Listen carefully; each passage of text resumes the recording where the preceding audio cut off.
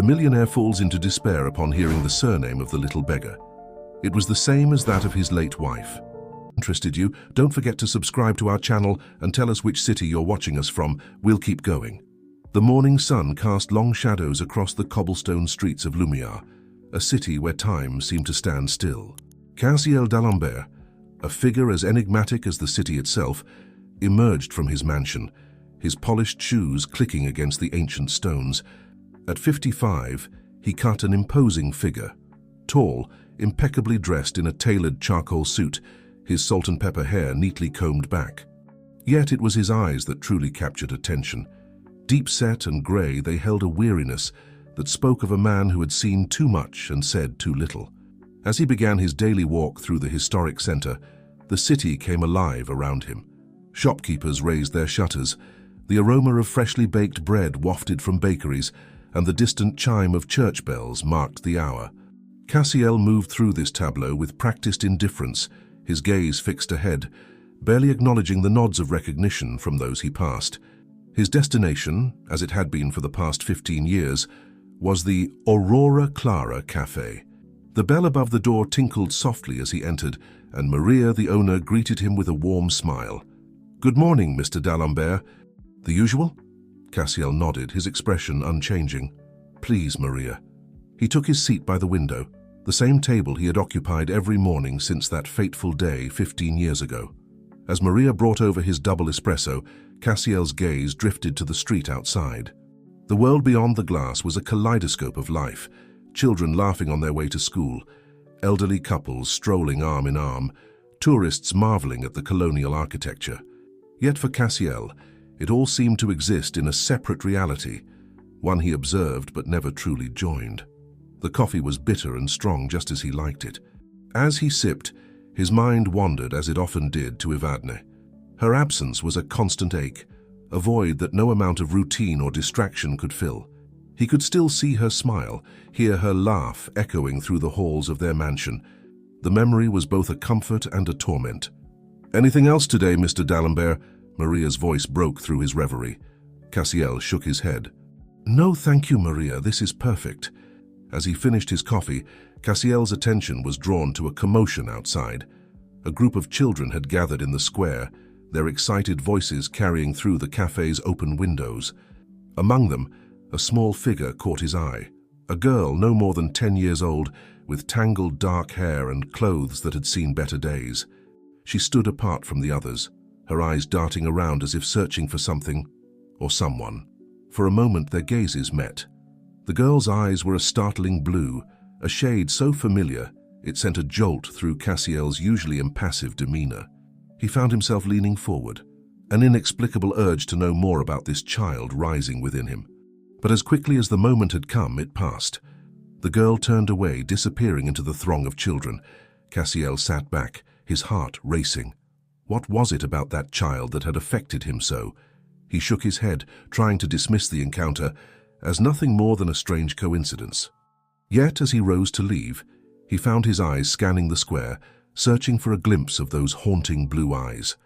The walk back to his mansion was a blur.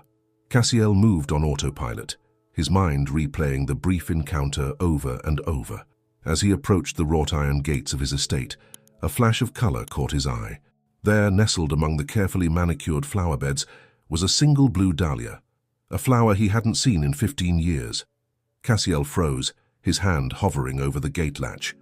The last person to grow blue dahlias in this garden had been Evadne. It had been her passion, her pride. After her passing, he had ordered the gardeners to maintain the flower beds exactly as she had left them, but the blue dahlias had never reappeared, until now. With trembling fingers, Cassiel reached out to touch the delicate petals. They were real, vibrant, and impossibly present. A chill ran down his spine as he remembered Evadne's words from long ago. "Blue dahlias are nature's way of telling us that miracles exist, my love. They appear when we need them most." As he entered the mansion, the silence that usually brought him comfort now felt oppressive. The portraits on the walls, all chosen by Evadne, seemed to watch him with newfound intensity. In the study, he poured himself a glass of brandy, his usual evening ritual coming hours too early. Cassiel sank into his leather armchair, the events of the morning swirling in his mind. The girl in the square, the blue dahlia in the garden, could they be more than mere coincidences? For the first time in years, he felt a spark of something he had long thought extinguished: curiosity. As the afternoon light faded, casting long shadows across the room, Cassiel made a decision. Tomorrow he would break his routine. He would find that girl, learn her story, and perhaps, in doing so, he might finally begin to unravel the mysteries that had haunted him since Evadne's passing. Little did he know, this simple decision would set in motion a chain of events that would shatter the carefully constructed walls of his solitude and force him to confront the secrets of his past. Secrets that were far more tangled and dangerous than he could have ever imagined. As night fell over Lumière, Cassiel d'Alembert stood by his bedroom window, looking out over the city he had called home for so long. For the first time in 15 years, he felt the stirring of change in the air. Whether it would bring redemption or ruin, only time would tell. The next morning dawned with an unusual energy in the air. Cassiel woke earlier than usual, his sleep having been fitful and filled with dreams he couldn't quite remember. As he dressed, his eyes kept darting to the framed photograph on his nightstand, a picture of Evadne, her smile radiant, her blue eyes twinkling with a secret joy. Today, more than ever, he felt her absence keenly. Determined to break his long-standing routine, Cassiel left the mansion before the sun had fully risen. The streets of Lumière were quiet, the cobblestones still damp from the night's mist. He found himself walking toward the city square, hoping to catch a glimpse of the mysterious girl from yesterday. As he approached the square, the sound of hushed voices caught his attention. In a secluded corner, partially hidden by the shadow of an old oak tree, stood an elderly woman engaged in what appeared to be an intense conversation with a young boy. Cassiel wouldn't have paid them much mind, but a word caught his ear. Evadne. His heart skipped a beat. Cassiel slowed his pace, straining to hear more without drawing attention to himself. The woman's voice was low, urgent. Must be careful. The girl is the key, but there are those who would stop at nothing to keep the truth buried. The boy nodded solemnly before darting off, disappearing down one of the narrow alleyways that crisscrossed the old city. The elderly woman remained, her gaze following the boy until he was out of sight. As she turned, her eyes met Cassiel's, and a flicker of recognition passed over her weathered face. For a moment neither moved. Then, with a grace that belied her years, the woman approached Cassiel. "Mr. d'Alembert," she said, her voice carrying a hint of an accent he couldn't quite place. "I've been hoping our paths would cross." Cassiel's mind raced. Who was this woman? And how did she know Evadne? "I'm afraid you have me at a disadvantage, madam," he replied, his tone carefully neutral. The woman smiled, though it didn't quite reach her eyes. "My name is Estefania. I am a friend of Evadne's." The use of the present tense wasn't lost on Cassiel. He felt a mix of emotions rising within him: curiosity, suspicion, and a faint glimmer of hope he dared not acknowledge. "I see," he said, struggling to maintain his composure. "And what, may I ask, brings you to Lumière after all these years?" Estefania glanced around as if checking for eavesdroppers. "Not here," she said softly. "There are ears everywhere, and what I have to tell you is not for them. Walk with me, Cassiel, for Evadne's sake." The mention of his late wife's name again sent a jolt through him. Against his better judgment, Cassiel found himself falling into step beside the elderly woman as she led him away from the square. They walked in silence for several minutes, winding their way through the narrow streets until they reached a small, secluded garden tucked away behind an old church. Estefania settled onto a bench, patting the space beside her in invitation. 15 years is a long time to keep secrets," she began, her eyes fixed on a point in the distance. "But some secrets are too dangerous to be spoken, even after so much time has passed." Cassiel's patience was wearing thin. "What secrets? What does any of this have to do with Evadne?" Estefania turned to face him, her expression grave. "Everything, Cassiel. It has everything to do with Evadne, and with you, and with a child who should never have been forgotten." The world seemed to tilt on its axis. Cassiel gripped the edge of the bench, his knuckles turning white. "A child?" he whispered, his mind reeling. "What child?" "Evadne's child," Estefania replied, her voice barely above a whisper. "Your child, Cassiel. For a moment, all Cassiel could hear was the pounding of his own heart. "That's impossible," he said, shaking his head. "Evadne and we never had children. We tried, but—" "Not during your marriage, no," Estefania interrupted gently. Before you even met." The implications of her words hit Cassiel like a physical blow. He stood abruptly, pacing the small garden as he struggled to process what he was hearing. "Why?" he finally managed. "Why would she keep this from me? From everyone?" Estefania's eyes filled with a mixture of sorrow and understanding. "To protect the child, Cassiel. To protect you both. There was a man, a dangerous man who believed the child was his. Evadne knew he would stop at nothing to claim what he saw as his own." Cassiel's mind was spinning. A child. Evadne's child. Possibly his child. And a threat he had known nothing about. "Where?" he demanded. "Where is this child now?" The old woman shook her head. "I don't know. Evadne arranged for the baby to be adopted to keep her safe, but she never lost track of her. Even after she was gone, she had measures in place to ensure the child's safety." A memory flashed through Cassiel's mind, the girl in the square, with eyes so achingly familiar. Could it be? "This man," he said, his voice hoarse with emotion. "Is he still a threat?" Estefania's silence was answer enough. She reached into her bag, pulling out a small, leather-bound book. "Evadne's diary," she explained, holding it out to him. "Not all of it. She destroyed most of her records to protect the child. But what's here? It might help you understand, and it might help you find her." With trembling hands, Cassiel took the book. It felt impossibly heavy for its size, weighted with the secrets it contained. "Why now?" he asked, looking at Estefania with a mixture of gratitude and suspicion. "Why tell me all this after so many years?" The old woman stood, her face etched with lines of worry. "Because the past never truly stays buried, Cassiel. And because I fear the danger Evadne tried so hard to protect you both from, it may be closer than we think." As if to punctuate her words, a distant clock tower began to chime. Estefania glanced towards the sound, a flicker of fear crossing her face. "I've said too much already. Read the diary, Cassiel. Find the child. And whatever you do, trust no one." Before Cassiel could respond, Estefania had slipped away, disappearing into the maze of Lumia's streets as quickly and mysteriously as she had appeared. He was left alone in the garden, clutching Evadne's diary, his world irrevocably changed. As he made his way back to the mansion, Cassiel's mind raced with questions.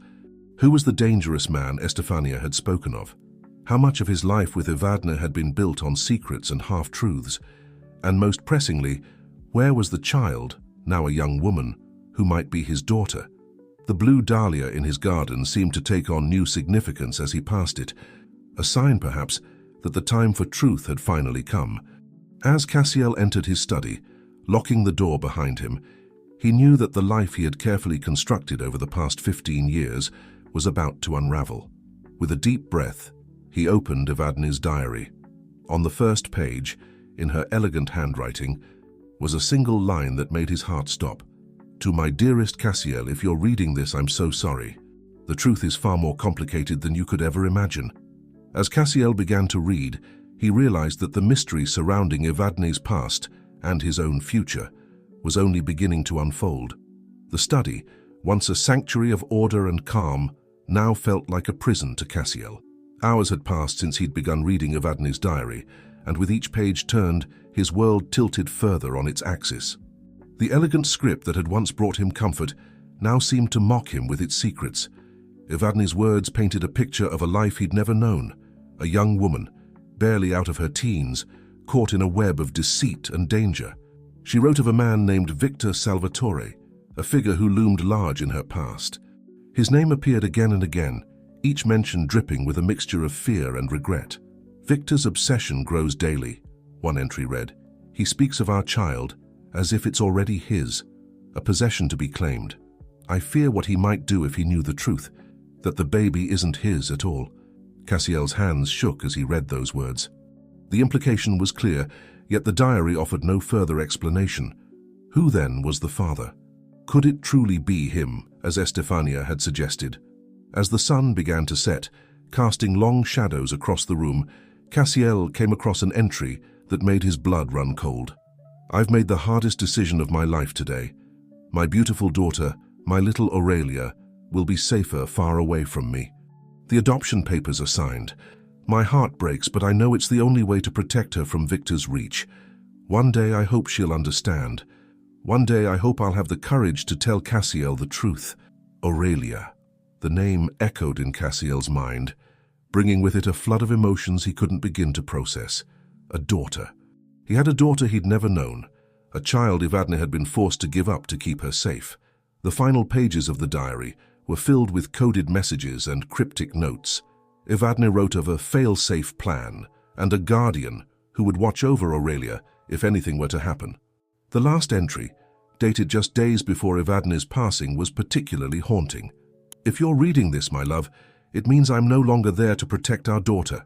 Find her, Cassiel. Keep her safe. The blue dahlia will bloom when the time is right. Trust in its message. Cassiel closed the diary, his mind reeling from the revelations. The blue dahlia in the garden? It wasn't just a coincidence. It was a sign, a message from Evadne reaching out from beyond. With renewed purpose, he stood and walked to the window. The city of Lumiar spread out before him, its lights twinkling in the gathering dusk. Somewhere out there was Aurelia, his daughter, possibly in danger and unaware of her true identity. A soft knock at the study door startled him from his reverie. "Mr. D'Alembert." It was Helena, his housekeeper. "There's someone here to see you. A young girl. She says it's urgent." Cassiel's heart raced. Could it be? He composed himself and opened the door. "Show her in, Helena." Moments later, a small figure entered the study. It was the girl from the square, her blue eyes wide with a mixture of fear and determination. Up close, the resemblance to Evadne was unmistakable. "Mr. D'Alembert," she said, her voice barely above a whisper. "My name is Aurelia, and I think you might be my father." The world seemed to hold its breath as Cassiel looked at the child before him, the daughter he never knew he had. In that moment, he made a silent vow. He would protect her no matter the cost. Little did he know, the dangers lurking in the shadows were already closing in, ready to test that vow to its very limits. The grandfather clock in the hallway chimed 9 times, its deep resonance filling the tense silence of Cassiel's study. Aurelia sat perched on the edge of an oversized leather armchair, her small frame almost swallowed by its bulk. Her eyes, so startlingly like Evadne's, darted around the room, taking in the floor-to-ceiling bookshelves, the antique globe, and the portraits of stern-faced ancestors. Cassiel stood by the fireplace, struggling to find words. How does one begin a conversation with a daughter they've only just discovered? He cleared his throat. "Aurelia," he began, the name feeling foreign yet right on his tongue. How did you find me?" The girl's gaze settled on him, a mix of wariness and hope in her eyes. "I've always known about you, in a way," she said softly. "The woman who raised me, Sister Magdalena, she told me stories about my mother. And about you." Cassiel's brow furrowed. "Sister Magdalena? You were raised in an orphanage?" Aurelia nodded. "St. Catherine's Home for Girls. It's just outside the city. Sister Magdalena, she wasn't like the other nuns. She paid special attention to me, always making sure I was safe." A shadow crossed her face. "But last week she disappeared. That's when I knew I had to find you." Cassiel's mind raced. Could this Sister Magdalena be the guardian Evadne had mentioned in her diary? "Aurelia," he said gently, kneeling down to be at eye level with her. "Can you tell me what happened? Why did you have to leave the orphanage?" The girl's lower lip trembled slightly, but her voice remained steady. "The night Sister Magdalena disappeared, I overheard 2 men talking. They mentioned my name and yours. They said it was time to collect the asset." She looked up at Cassiel, her eyes brimming with unshed tears. "I was scared. I remembered the stories about you, about this house, so I ran." A chill ran down Cassiel's spine. The danger Evadne had feared all those years ago was still very real. He reached out, hesitating for a moment before gently taking Aurelia's hand. "You're safe now," he said, surprised by the fierceness in his own voice. "I won't let anyone hurt you." For the first time since she'd arrived, Aurelia's face softened into a small smile. Do you believe me?" "That I'm your daughter?" Cassiel nodded, a lump forming in his throat. "I do. Your mother. She left me a diary. She told me about you, in her own way." He paused, choosing his next words carefully. "Aurelia, There's so much I don't understand yet, so much I need to figure out. But I promise you we'll face whatever comes next together." As if on cue, a loud crash echoed from somewhere in the mansion. Cassiel was on his feet in an instant, positioning himself between Aurelia and the door. "Stay here," he whispered urgently. "Lock the door behind me and don't open it for anyone but me." He slipped out of the study, his heart pounding. The sound had come from the direction of the library. As he crept down the hallway, he could hear muffled voices and the sound of drawers being opened and closed. Peering around the corner, Cassiel saw two men in dark clothing rifling through his desk. One of them held up a photo frame, a picture of Evadne. "This has to be it," the man hissed. "The old lady said the key would be with her picture." Cassiel's fists clenched. These must be the same men Aurelia had overheard at the orphanage. But what key were they looking for?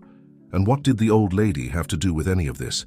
Before he could decide on a course of action, a small hand slipped into his. Aurelia stood beside him, her eyes wide but determined. "I couldn't stay in there alone," she whispered. Cassiel wanted to scold her for not listening, but there was no time. The intruders were getting closer to the door. He made a split-second decision. "Run," he whispered to Aurelia. "To the garden. The blue dahlia, remember that." As Aurelia slipped away, Cassiel stepped into view of the intruders.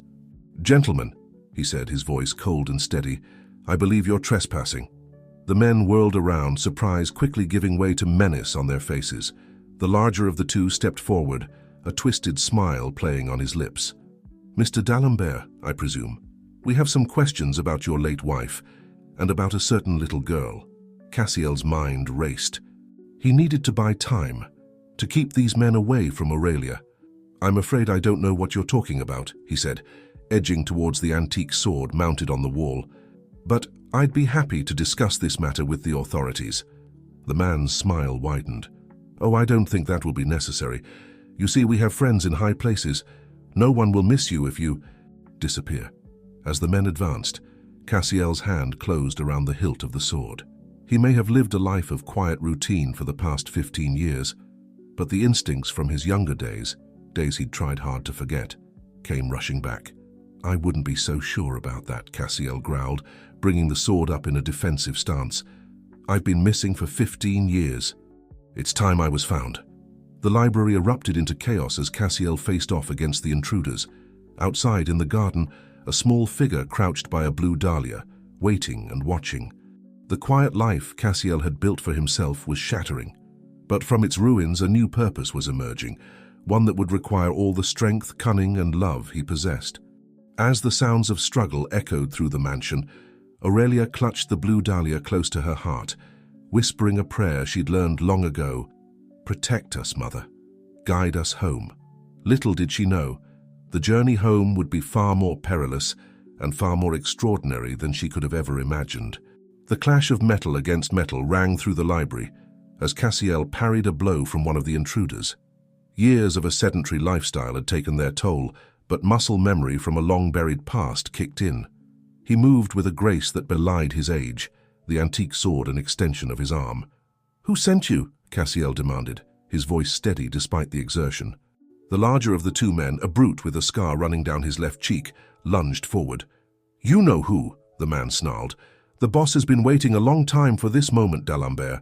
Hand over the girl, and maybe we'll let you live." Cassiel's mind raced. The boss, could it be Victor Salvatore, the man Evadne had feared so much? He didn't have time to ponder as the second intruder, a wiry man with cold, calculating eyes, circled around, trying to flank him. With a swift move, Cassiel knocked a heavy tome from the shelf, sending it crashing into the wiry man's face. The momentary distraction was all he needed. He kicked out, catching the larger man off guard and sending him stumbling into his companion. "I don't know who your boss is," Cassiel lied, his voice filled with a conviction he didn't quite feel. "But you've made a grave mistake coming here." The scarred man wiped blood from his lip, his eyes narrowing. "Have we? We know about the girl, D'Alembert. We know she's here. It's only a matter of time before we find her." A chill ran down Cassiel's spine. How did they know about Aurelia? His grip on the sword tightened as he positioned himself between the intruders and the door. "You won't touch her," he growled. The wiry man, recovering from the blow, pulled out a switchblade. "Don't make this harder than it needs to be, old man. The boss wants what's rightfully his." Rightfully his? Cassiel couldn't keep the disgust from his voice. She's a child, not a possession. The men exchanged a look that made Cassiel's blood run cold. There was something they knew, something beyond just Aurelia's existence. Before either side could make another move, the sound of shattering glass echoed from somewhere in the mansion. All three men froze, their heads turning towards the noise. Aurelia, Cassiel thought, his heart racing. Had she broken in somewhere? Or was there someone else in the house? Taking advantage of the momentary distraction, Cassiel lunged forward, the tip of his sword catching the wiry man's arm. The intruder cried out, dropping his knife. "Go!" the scarred man shouted to his companion. "Find the girl!" "I'll deal with him." As the wiry man darted out of the library, Cassiel found himself locked in combat with the larger intruder. The man was strong, but Cassiel had desperation and love for a daughter he'd just met on his side. Their struggle took them across the library, knocking over chairs and sending books flying. Cassiel could feel his strength waning, but he couldn't give up. Not now. Not when Aurelia needed him. A memory flashed through his mind. Evadne standing in this very library, her hand resting on a particular book. "Sometimes, my love," she had said, "the best defense is hidden in plain sight." With a sudden burst of energy, Cassiel pushed the intruder back and lunged for the bookshelf. His fingers found the spine of the book Evadne had touched all those years ago, The Art of War by Sun Tzu. As he pulled it, a soft click echoed through the room. A section of the bookshelf swung open, revealing a hidden passage. The scarred man's eyes widened in surprise. "What the—" Cassiel didn't give him time to finish. With a well-aimed kick, he sent the intruder crashing into a heavy oak desk. The man's head hit the edge with a sickening thud, and he crumpled to the floor unconscious. Panting heavily, Cassiel stared at the secret passage. How long had this been here? What other secrets had Evadne kept from him? There was no time to ponder. Aurelia was still in danger. Grabbing a flashlight from the desk drawer, Cassiel plunged into the dark passage, praying he wasn't too late. As the bookshelf swung shut behind him, Cassiel found himself in a narrow, dusty corridor. The beam of his flashlight revealed cobwebs and footprints in the dust, recent ones. Someone had been here, and recently. His heart pounding, Cassiel moved forward. The passage seemed to slope downward, leading him deeper into the bowels of the mansion. He could hear faint sounds echoing from ahead, voices, and what sounded like crying. "Aurelia," he whispered, picking up his pace. The corridor twisted and turned, and Cassiel realized with a start that he was no longer just under his mansion. This passage seemed to extend beyond his property lines, possibly under the streets of Lumiar itself. After what felt like an eternity, the passage widened into a small chamber. Cassiel's flashlight beam swept across the room, revealing shelves lined with dusty files and old photographs. In the center stood a small safe, its door ajar. And there, huddled in the corner, her eyes wide with fear, was Aurelia. Next to her, unconscious on the ground, lay the wiry intruder. "Aurelia!" Cassiel rushed forward, dropping to his knees beside her. "Are you all right? Did he hurt you?" The girl shook her head, her voice trembling.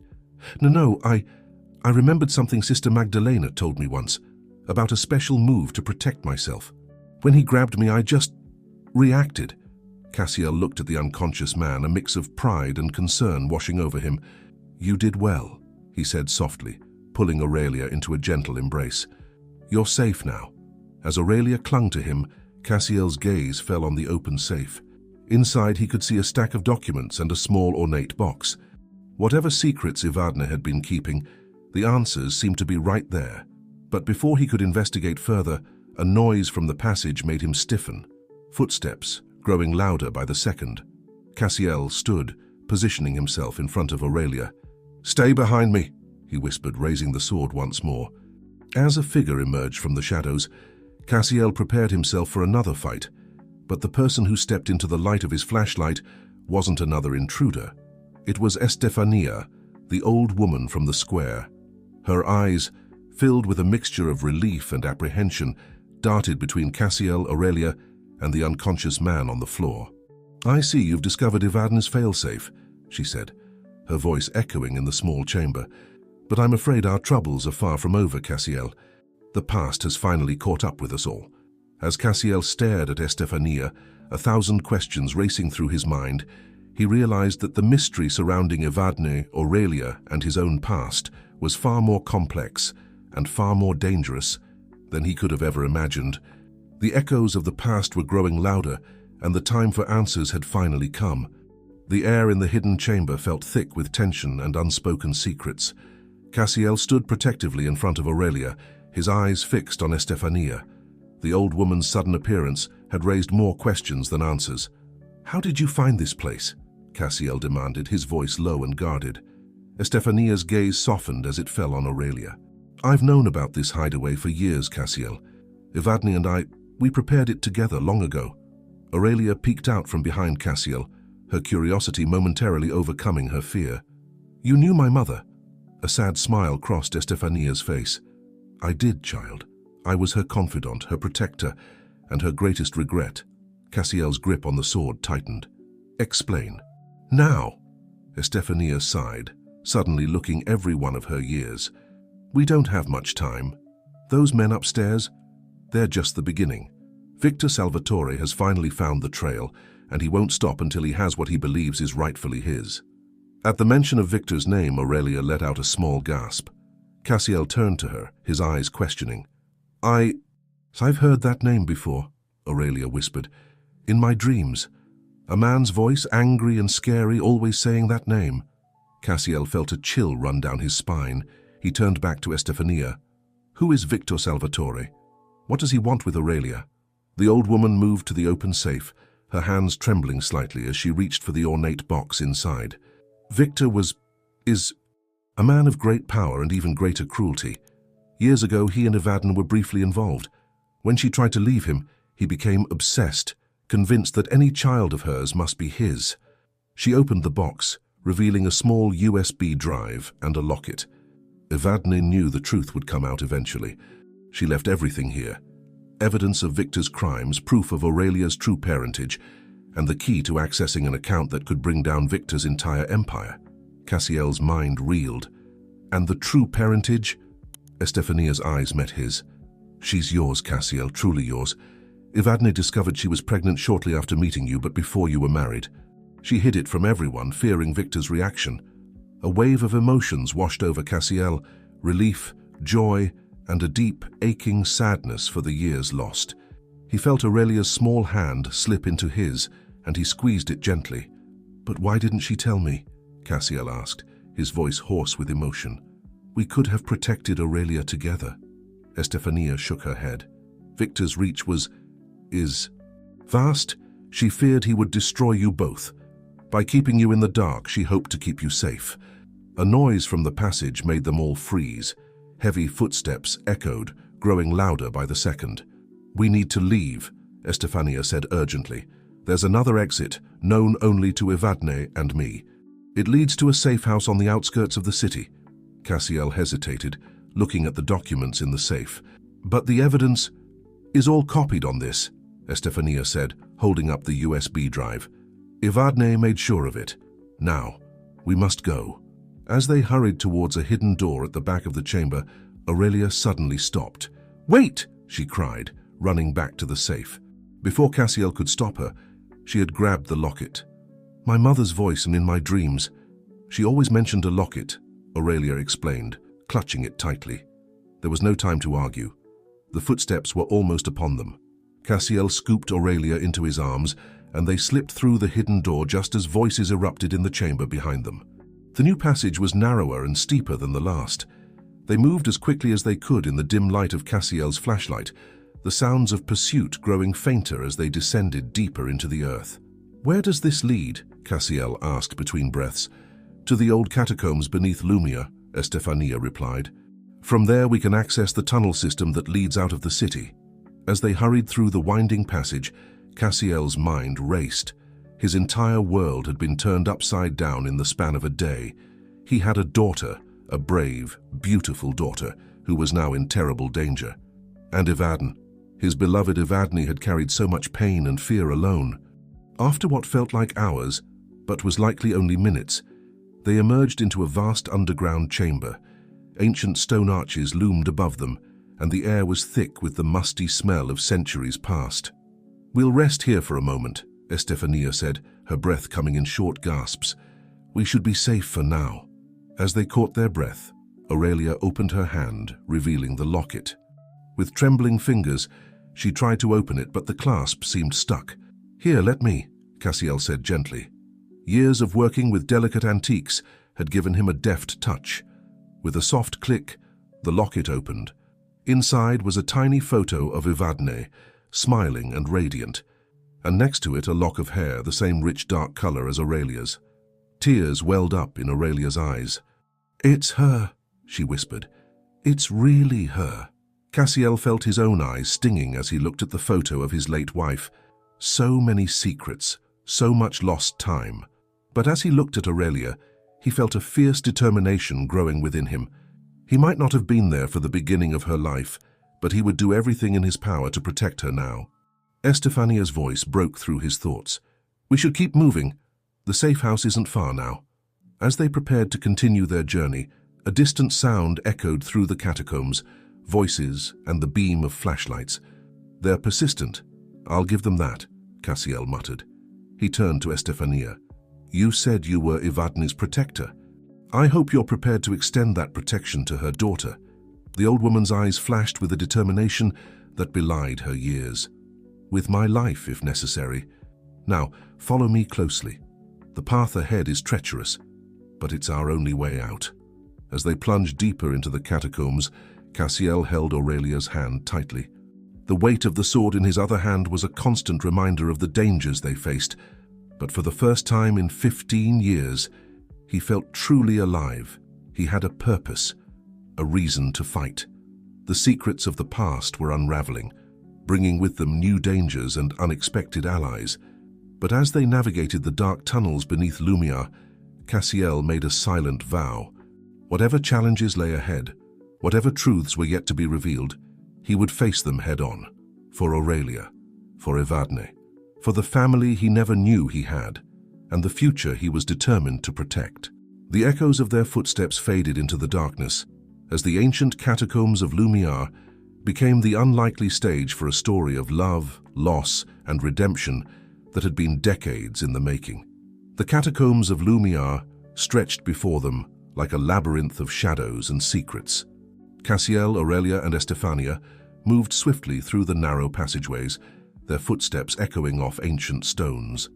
The air was thick with the musty scent of centuries past, and the only light came from Cassiel's flashlight, casting eerie shadows on the walls.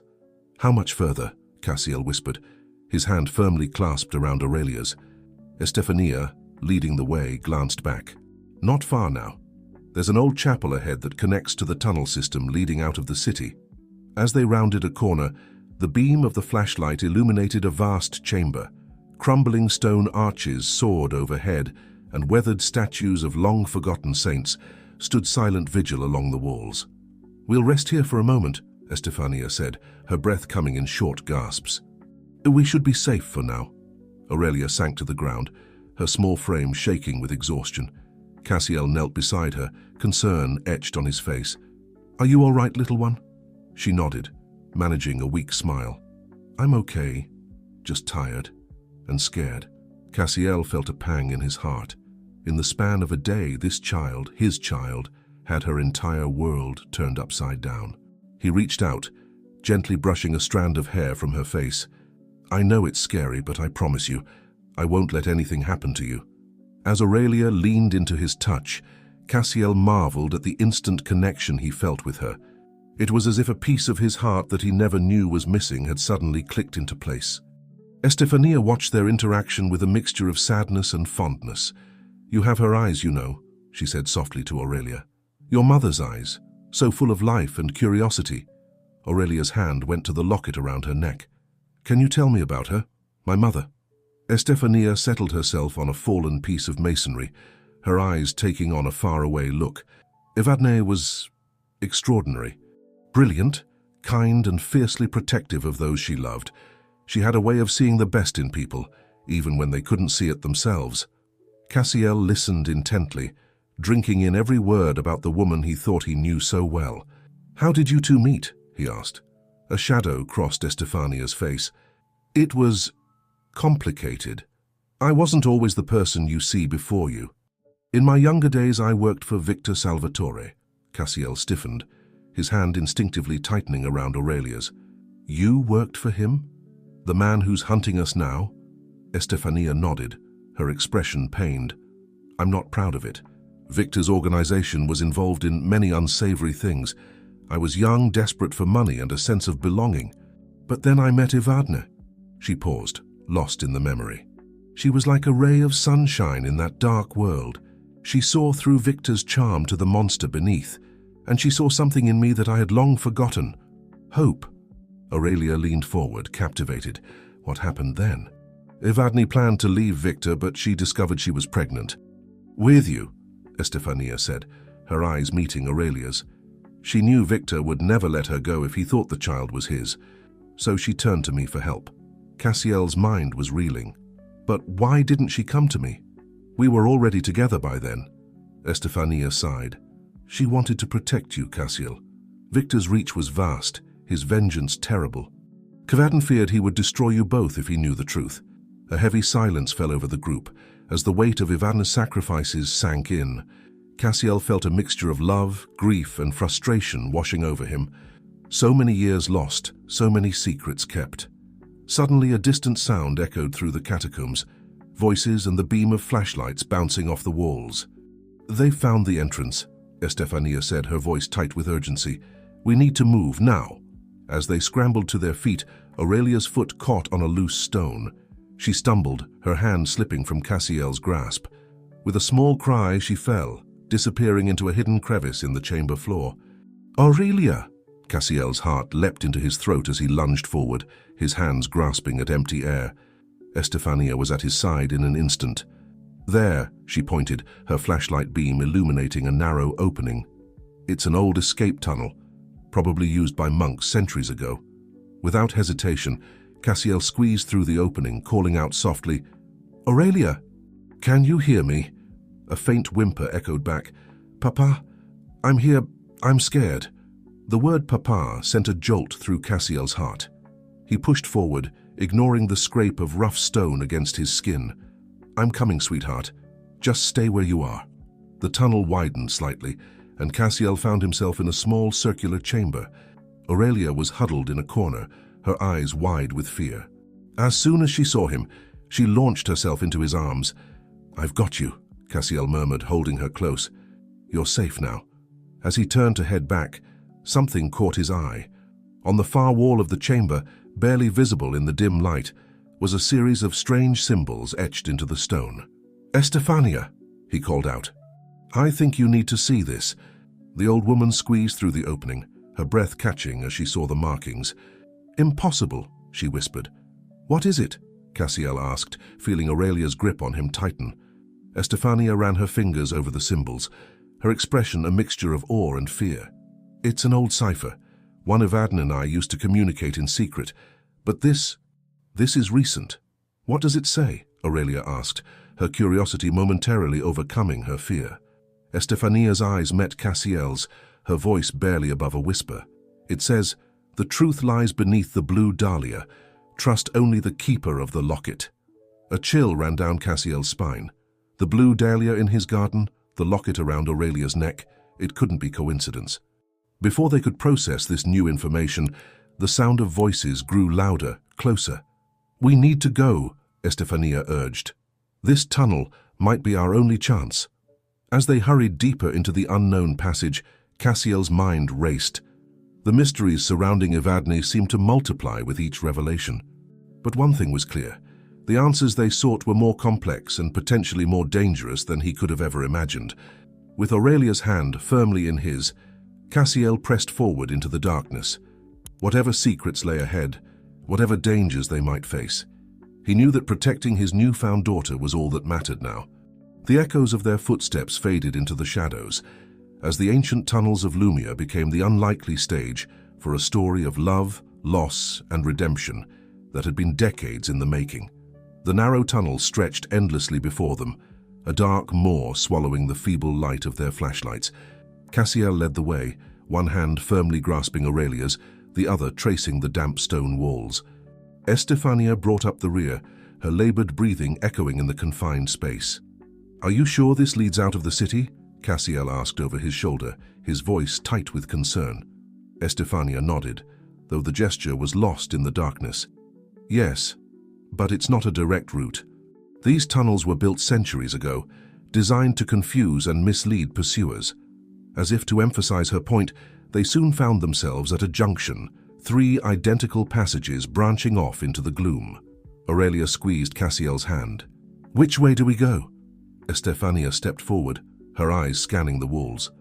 After a moment, she pointed to a barely visible mark etched into the stone. "This way. Evadne and I, we left signs just in case." As they ventured down the chosen path, Cassiel's mind whirled with questions. "Estefania," he began hesitantly, "you mentioned before that you worked for Victor. How did you end up helping Evadne?" The old woman was quiet for so long that Cassiel thought she might not answer. When she finally spoke, her voice was heavy with memory. "I was young, foolish. Victor offered me a way out of poverty, a chance at what I thought was power. But the things I saw, the things I was asked to do," she trailed off, shuddering. "Evadne was different. She saw through Victor's facade from the start. When she discovered she was pregnant, she came to me for help." Aurelia, who had been listening intently, spoke up. "But why you? Weren't you on Victor's side?" Estefania's laugh was tinged with sadness. "Your mother had a gift for seeing the good in people, even when they couldn't see it themselves. She trusted me when I had given her no reason to. And in doing so, she saved me as much as I saved her."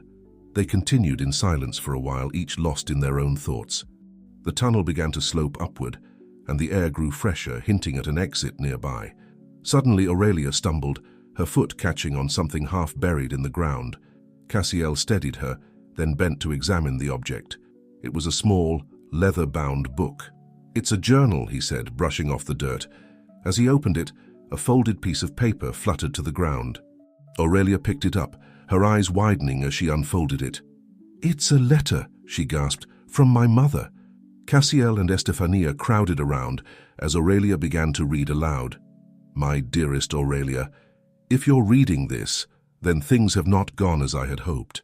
I pray that you are safe, that you have found your way to Cassiel, and that Estefania has kept her promise to protect you both. There is so much I wish I could tell you, so many years of love and laughter we should have shared. But know this, everything I've done, every secret I've kept, has been to keep you safe. The man who hunts you, Victor Salvatore, is dangerous beyond measure. He believes you are his, but the truth is far different. Your father, your true father, is Cassiel d'Alembert, a man of honor, kindness, and love. I'm sorry I kept you from each other for so long. In this journal, you'll find the truth about your heritage, about the organization Victor leads, and about a legacy that is rightfully yours, but be warned. This knowledge comes with great danger. Trust in Cassiel and Estefania. And remember, my darling girl, that no matter what happens, no matter what you learn, you are loved. You have always been loved. Be brave, be kind, and know that I am always with you. All my love, Mama." As Aurelia finished reading, tears streamed down her face. Cassiel pulled her into a tight embrace, his own eyes glistening. Estefania stood apart, her expression a mix of guilt and resolve. "We should keep moving," she said softly after giving them a moment. "We're not safe yet." As they continued their journey, Cassiel clutched the journal tightly. Whatever secrets it held, whatever dangers it might bring, he knew it was the key to understanding the truth about Evadne, about Aurelia, and about the life he never knew he had. The tunnel began to widen, and ahead they could see a faint glimmer of light. Hope surged through them as they quickened their pace. But as they rounded the final bend, their hearts sank. The exit was blocked by a heavy iron gate, rusted but still formidable. Beyond it they could see trees and open sky, freedom tantalizing close yet unreachable. "No," Cassiel muttered, rattling the gate in frustration. "There has to be a way through." Estefania approached, her eyes scanning the gate and surrounding walls. "Wait," she said, pointing to a small keyhole almost hidden by rust and debris. "Evadne mentioned a key, something she always wore." Aurelia's hand flew to the locket around her neck. With trembling fingers, she removed it and held it out to Estefania. The old woman took it gently, examining it closely. After a moment, She pressed a hidden catch and the locket split apart, revealing not just the photo and lock of hair, but a small, intricate key. "Clever girl, Evadne," Estefania murmured, a sad smile playing on her lips. She inserted the key into the lock, and with a grinding screech, the gate swung open. The three of them stumbled out into the fresh air, blinking in the sudden brightness. They found themselves in a small, overgrown courtyard, hidden from view by crumbling walls and dense foliage. "Where are we?" Aurelia asked, looking around in wonder. Estefania's expression was grim. "The old monastery on the outskirts of Lumiere. It's been abandoned for years. We should be safe here, at least for a while."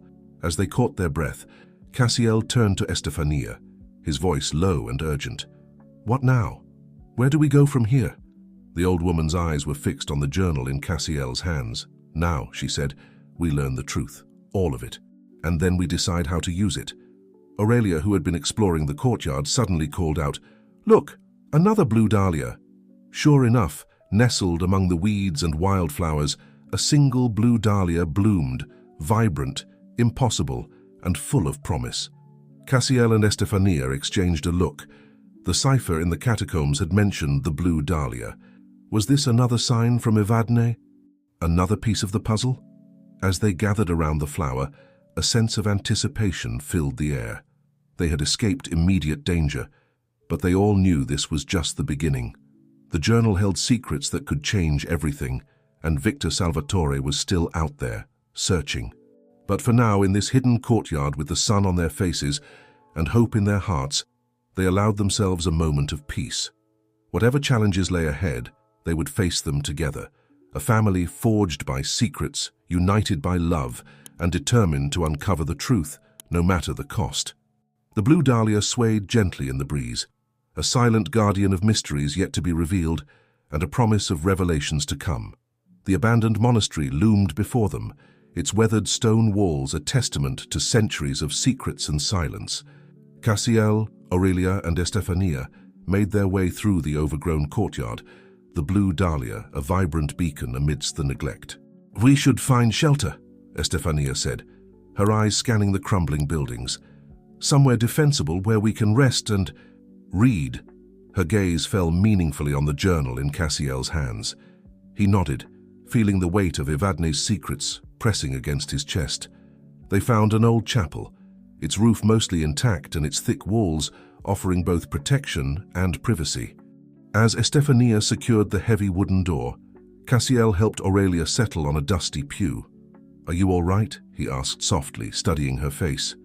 Despite the fear and exhaustion evident in her eyes, there was a strength there that made his heart swell with pride.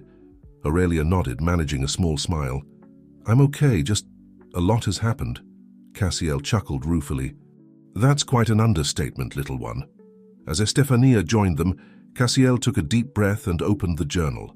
Aurelia pressed close to his side, her eyes wide with anticipation. Even Estefania leaned in, her usual composure slipping to reveal a hint of eagerness. The first page bore Evadne's elegant handwriting. "To those I love most in this world, if you're reading this, then my worst fears have come to pass. I'm so sorry for the burden I've placed upon you, for the secrets I've kept, and the dangers I've inadvertently brought into your lives. But know this, everything I've done, every choice I've made has been out of love and a desperate desire to protect you both. Cassiel, my beloved husband, forgive me for not trusting you with the whole truth. And Aurelia, my precious daughter, forgive me for the years we've lost." What follows is the full account of my past, of the organization known as the Crimson Veil, and of the man who leads it, Victor Salvatore.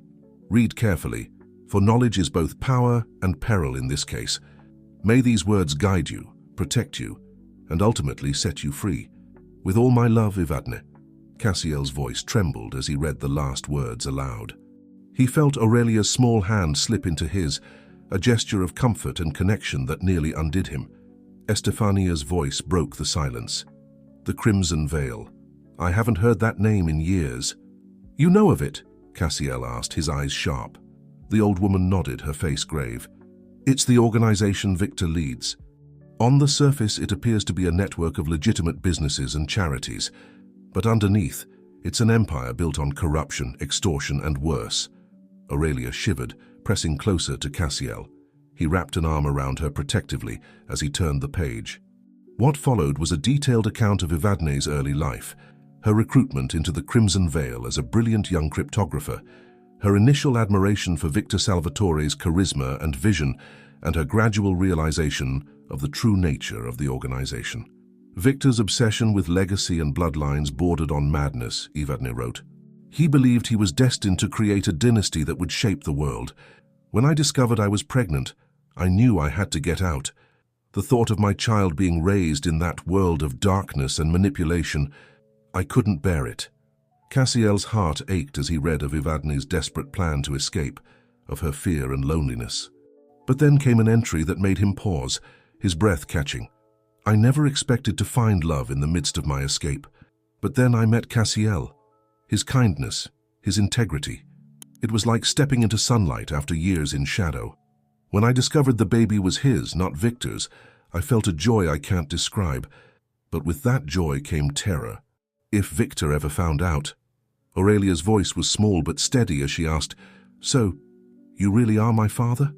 Cassiel met her eyes, seeing in them a mirror of his own emotions, hope, fear, and a desperate longing for connection.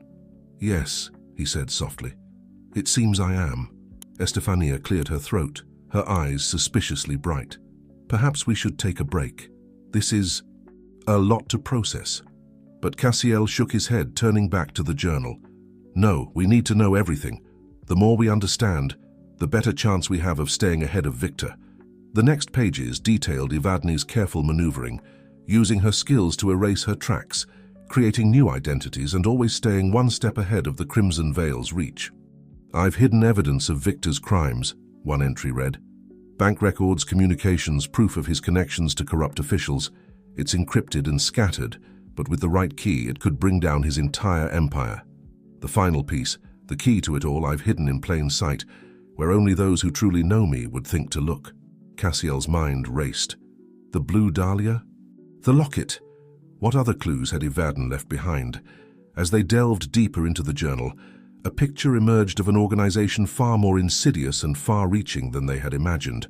The Crimson Veil had tentacles in governments, financial institutions, even law enforcement agencies across the globe. Victor's ultimate goal, Evadne wrote, is nothing less than reshaping society according to his twisted vision. He sees himself as a grand architect, moving people like chess pieces. The thought of Aurelia in his hands, being molded into his heir, it haunts my nightmares. A chill ran down Cassiel's spine as he read those words. He looked at Aurelia, seeing not just Evadne's eyes, but a reflection of her strength and determination as well. "We won't let that happen," he said firmly. "I promise you, we'll find a way to stop him." As the light outside began to fade, casting long shadows through the chapel windows, they reached the final pages of the journal. Evadne's handwriting had become more hurried, more desperate. "I fear my time is running out. Victor's agents are closing in. I've done all I can to protect Aurelia, to leave a path for Cassiel to find her. My only regret is that I won't be there to see them together, to see the family we should have been. But I have one last card to play, one last secret that could change everything. If you're reading this, my loves, know that the answers you seek are closer than you think. Look to the flowers that bloom against all odds, and remember, sometimes the most precious treasures are hidden in plain sight." The last entry ended abruptly, as if Evadne had been interrupted mid-thought. Cassiel closed the journal gently, his mind whirling with all they had learned. Estefania broke the heavy silence. "So, the evidence Evadne gathered, if we could find it, decrypt it. We could bring down the Crimson Veil," Cassiel finished, "and keep Aurelia safe once and for all." Aurelia's voice was small but determined. "But how do we find it? And what did Mama mean about flowers blooming against all odds?" Before anyone could answer, a sound outside made them all freeze, footsteps growing closer. Cassiel moved swiftly, extinguishing their small lamp and pulling Aurelia close. Estefania pressed herself against the wall near the door, her entire body tense. As the footsteps reached the chapel entrance, Cassiel held his breath. Had Victor's men found them already? Or was this something else? Perhaps another piece of the puzzle Evadne had left behind. In the tense silence, with Aurelia's heart beating rapidly against his chest, Cassiel knew that whatever came through that door would change their lives forever. The truths they had uncovered were just the beginning. The real challenge and the real danger was only just beginning. The ancient hinges of the chapel door groaned in protest as it slowly swung open. Cassiel tightened his grip on Aurelia, his free hand reaching for the antique sword he had managed to keep through their harrowing escape. Estefania pressed herself further into the shadows, her eyes glinting with a mix of fear and determination. A figure stepped into the chapel, silhouetted against the fading light outside. Tall, lean, with an air of quiet authority. As the newcomer moved further into the room, Cassiel's breath caught in his throat. He knew that walk, that bearing. "Helena," he whispered, disbelief coloring his voice. The figure stopped, head tilting slightly. "Mr. D'Alembert? Is that you?" Aurelia looked up at Cassiel, confusion written across her face. "You know her?" Cassiel nodded, still stunned. She was our housekeeper. But how?" Helena stepped fully into the light, and Cassiel saw that her usual prim and proper appearance had been replaced by practical dark clothing. In her hand she held a small device that looked like a cross between a cell phone and a GPS unit. "I believe," Helena said, her voice calm but tinged with urgency, "that we have much to discuss, Mr. D'Alembert, or should I say, Cassiel." Estefania moved away from the wall, her eyes narrowed. "Who are you really? How did you find us?" Helena's gaze moved to the older woman, a flicker of recognition passing over her face. "Estefania, it's been a long time. I'm glad to see Evadne's faith in you was not misplaced." The tension in the room was palpable. Cassiel stood, gently pushing Aurelia behind him. "Helena, what's going on? How do you know about Evadne's plans?" A sad smile played on Helena's lips. "Because, Cassiel, I've been part of those plans from the beginning.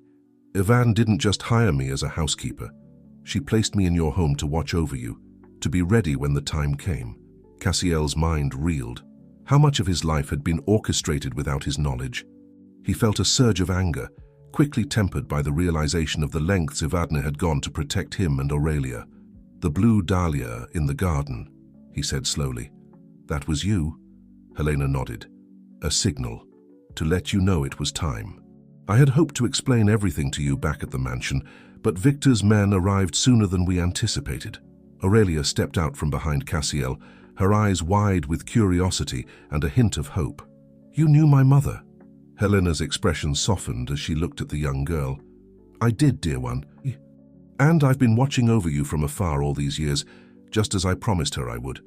Estefania moved closer, her initial suspicion giving way to cautious optimism. "If what you say is true, then you're the final piece of Evadne's failsafe plan." "Indeed," Helena confirmed. She held up the device in her hand. "This is keyed to the encrypted data Evadne hid. With this, and the information in her journal, we can finally bring down the Crimson Veil." A surge of hope ran through Cassiel, but it was quickly tempered by caution. "How can we be sure we can trust you?" Helena reached into her pocket and pulled out a small, worn photograph. She handed it to Cassiel. In it, a much younger Helena stood beside Evadne, both women smiling broadly. Between them was a tiny bundle, a newborn Aurelia. "Evadne was more than my employer," Helena said softly. "She was my friend, my sister in all but blood. I swore to her that I would protect her family, no matter the cost." Cassiel studied the photo, emotions warring within him. Part of him wanted to cling to his anger, to the feeling of betrayal at having been kept in the dark for so long.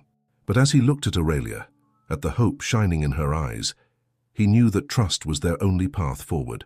"All right," he said finally. "What's our next move?" Helena's relief was palpable. "We need to get to the data cache." Evadne split it into 3 parts, hidden in locations meaningful to her. "The first is here in Lumiar. The blue dahlia," Aurelia piped up, "in the courtyard. Mama's letter mentioned flowers blooming against all odds." A proud smile spread across Cassiel's face. "Clever girl, just like your mother."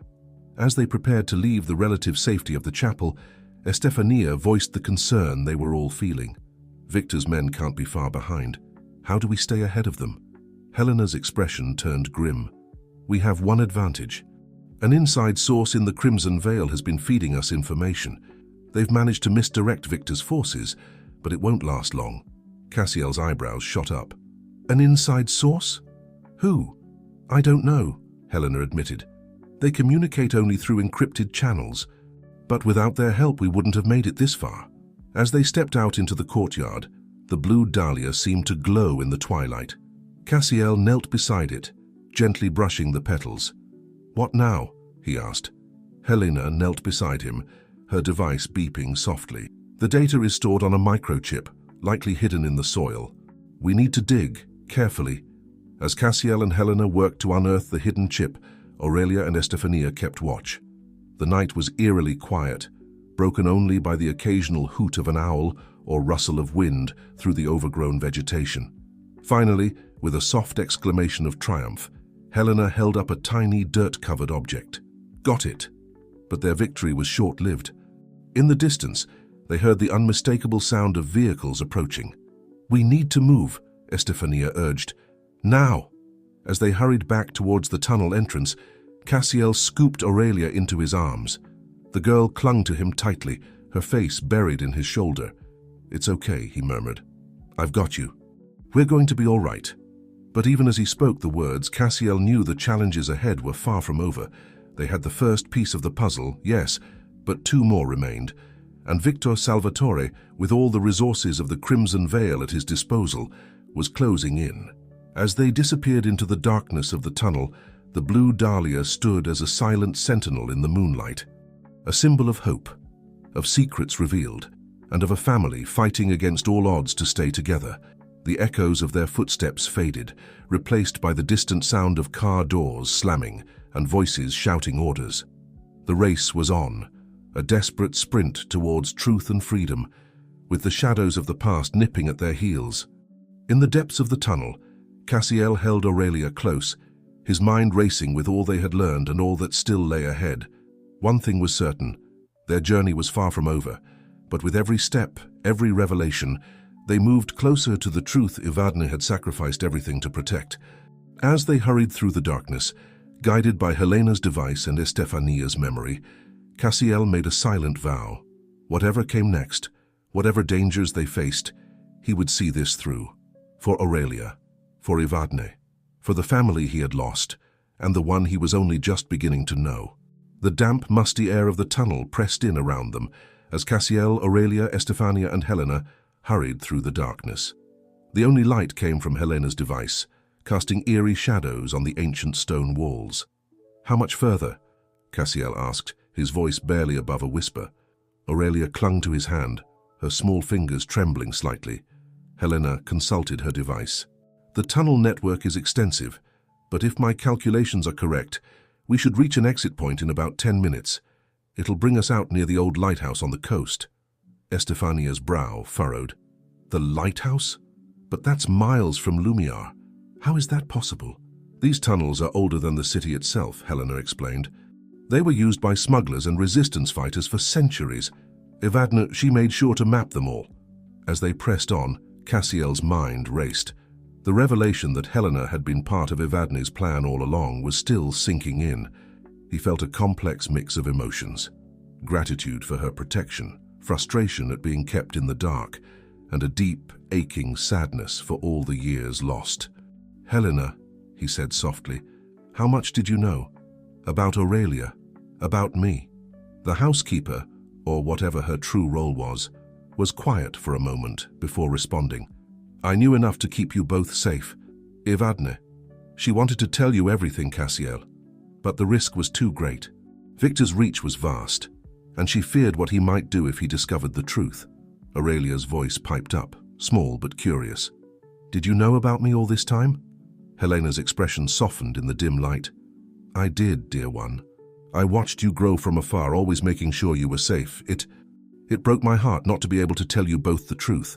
A comfortable silence fell over the group as they continued their journey. Cassiel found himself studying Aurelia's profile in the faint light. He could see so much of Evadne in her, the determined set of her jaw, the curious glint in her eye. But there was something else there too, something uniquely Aurelia. Our strength and resilience that both awed and humbled him. Suddenly, Estefania held up a hand, signaling them to stop. Listen, she whispered. In the distance, they could hear faint echoes, voices, and the sound of footsteps. "They found the tunnel entrance," Helena said, her voice tight with urgency. "We need to move faster." They quickened their pace, the sounds of pursuit growing louder behind them. Cassiel scooped Aurelia into his arms, ignoring the protest of his tired muscles. "Hold on tight," he murmured to her. As they rounded a bend in the tunnel, a faint glimmer of light appeared ahead.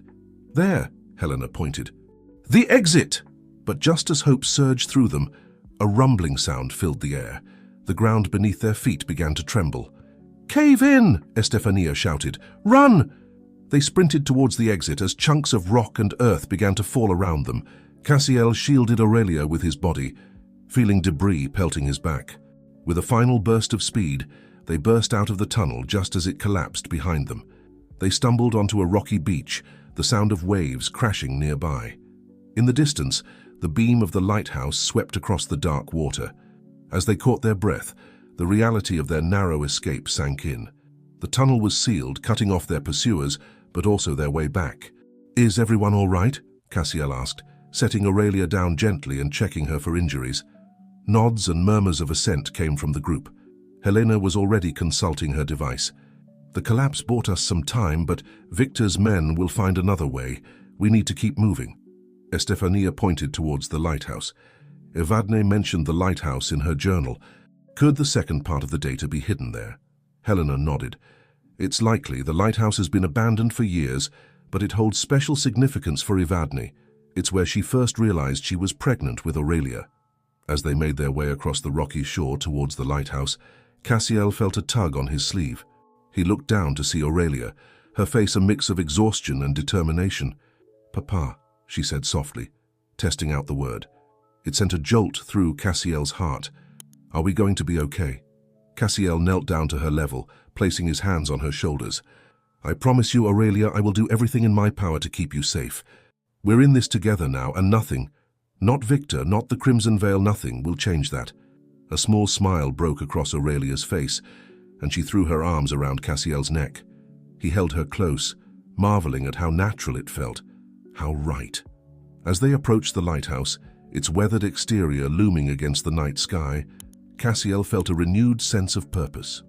Whatever challenges lay ahead, whatever secrets were yet to be uncovered, he knew that he had found something precious. A family, a daughter, a reason to fight. The lighthouse stood as a beacon of hope in the darkness, much like the blue Dalia had in the monastery courtyard. As they prepared to enter, searching for the next piece of Evadne's puzzle, Cassiel couldn't help but wonder what other surprises his late wife had left for them to discover. The sound of waves crashing against the shore provided a constant backdrop, a reminder of the relentless passage of time. But for Cassiel, holding Aurelia's hand as they stepped into the unknown, time seemed to stand still. The past and future collided in this moment, full of danger and promise. As Helena worked to unlock the lighthouse door, Cassiel caught Estefania's eye. The old woman gave him a nod of approval, a silent acknowledgement of the bond forming between father and daughter. With a soft click, the door swung open. They stepped inside, leaving the open beach behind and entering a new chapter of their journey. The answers they sought, and the dangers that came with them, lay somewhere in the winding stairs and shadowed rooms above. The lighthouse, once a guide for lost ships, now stood as a silent guardian of secrets. As they began their ascent, Cassiel couldn't shake the feeling that they were climbing towards not just answers, but a confrontation that had been years in the making. The race against Victor Salvatore and the Crimson Veil was far from over. But with each step, each revelation, they moved closer to the truth Evadne had sacrificed everything to protect. The interior of the lighthouse was a study in shadows and decay. Dust motes danced in the beam of Helena's flashlight as they made their way up the winding staircase. The metal steps creaked ominously under their weight, a chorus of age and neglect. "Watch your step," Cassiel cautioned, keeping a protective hand on Aurelia's shoulder. The girl nodded, her eyes wide as she took in their surroundings. As they climbed, Helena consulted her device. "The signal's getting stronger. Whatever Evadne hid here, we're getting close." They reached a landing, and Estefania paused, her breath coming in short gasps. "I remember this place," she said softly. "Evadne and we came here once, years ago." She said it was her thinking spot, where she came to make big decisions. Cassiel felt a pang in his heart. How much of Evadne's life had he missed? How many secrets had she carried alone? They continued upward, the stairs spiraling tighter as they neared the top. Finally, they emerged into the lamp room. The great lens stood silent and dark, its once brilliant light long extinguished. "Look," Aurelia said, pointing to a small table near the window. On it sat a chessboard, its pieces arranged mid-game. Helena approached it cautiously, her device beeping more insistently. "This is it. The data must be hidden here somewhere." As they gathered around the chessboard, Cassiel noticed something odd. "These aren't standard chess pieces," he murmured. Each piece was intricately carved, bearing symbols he didn't recognize. Estefania leaned in for a closer look, her eyes widening in recognition. "These symbols, they're from the old cipher Evadne and I used. Each piece must represent a letter or a word." "But how do we decode it?" Cassiel asked, frustration creeping into his voice. Time was running out, and Victor's men couldn't be far behind. Aurelia, who had been quiet until now, spoke up. "Mama's letter, she said something about treasures hidden in plain sight, remember?" Cassiel nodded, encouraging her to continue. "Well," Aurelia said, her voice growing more confident, "in chess, the most valuable piece is hidden in plain sight too. The king doesn't look that special, but the whole game is about protecting it." A spark of understanding lit up Helena's face. "Of course. Evadne always said that in life, like in chess, the most important things aren't always the most obvious." With trembling fingers, Helena picked up the White King. As she turned it over, a small compartment in the base clicked open. Inside was a tiny memory chip, no larger than a fingernail. "This is it," Helena breathed, carefully removing the chip. The second part of the data. A wave of relief washed over the group, but it was short-lived. From outside, they heard the distant sound of vehicles approaching. "We need to go," Estefania urged. "Now." But as they turned to leave, Cassiel noticed something else on the table, a small leather-bound notebook. He snatched it up, tucking it into his pocket without a word. Something told him it might be important. They hurried back down the spiral staircase, the sound of car doors slamming echoing from outside. As they reached the ground floor, voices could be heard approaching the lighthouse. "The back," Helena whispered urgently. "There's an old service door." They slipped out just as flashlight beams cut through the front windows. The night air was cool on their faces as they ran, keeping low and using the rocky terrain for cover. "Where now?" Cassiel asked between breaths, one arm protectively around Aurelia.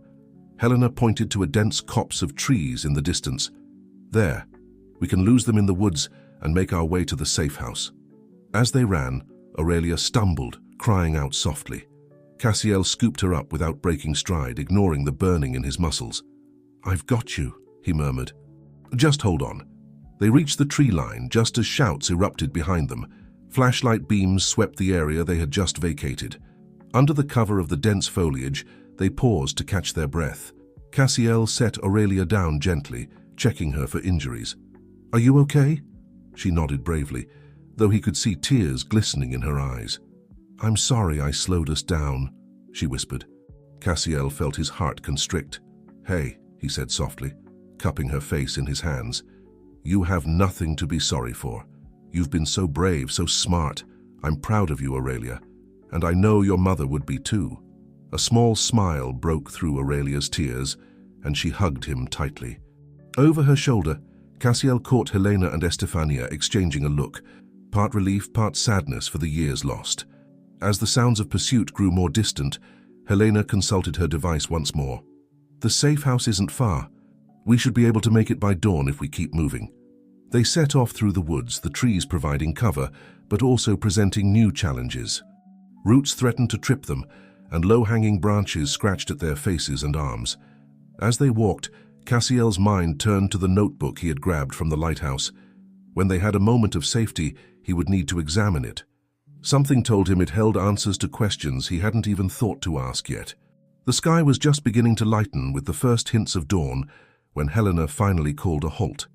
They had reached a small clearing, in the center of which stood a modest cabin. "We're here," she said, relief evident in her voice. "Evadne set this place up years ago as a final fallback." As they approached the cabin, Cassiel felt a mix of exhaustion and anticipation. They had the second piece of the data now, and a moment of relative safety. But he knew their respite would be brief.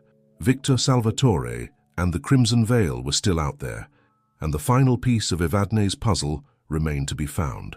Inside the cabin, as Helena set about securing their temporary haven and Estefania tended to Aurelia's scrapes and bruises, Cassiel found a quiet corner. He pulled out the notebook, its leather cover worn and cracked with age. As he opened it, a small photograph fluttered to the floor. Cassiel picked it up, his breath catching in his throat. It was a picture of Evadne, younger than he had ever known her, standing on the beach near the lighthouse. Her hand rested on her stomach, a secret smile playing on her lips. On the back, in Evadne's elegant handwriting, were the words, "To the family I dream of, the love I've found and the future I'll protect at any cost." Cassiel felt tears prick at his eyes. He looked up, watching Aurelia as she bravely endured Estefania's ministrations. In that moment, he made a silent vow to Evadne, wherever she might be. "I'll finish what you started," he whispered.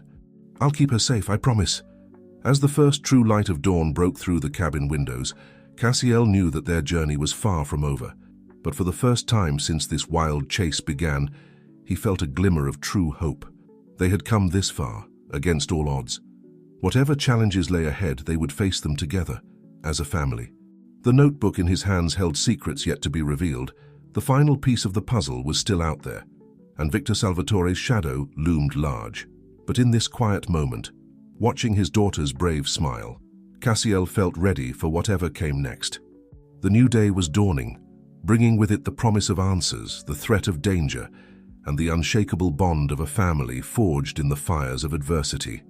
The early morning light filtered through the dusty windows of the cabin, casting long shadows across the worn floorboards. Cassiel sat at a small table, Evadne's notebook open before him, his eyes scanning the pages with growing intensity. Aurelia slept nearby, curled up on a threadbare sofa, exhaustion having finally claimed her.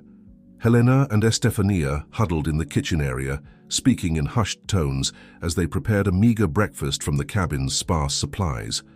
The aroma of brewing coffee filled the air, a comforting counterpoint to the tension that hung over them all.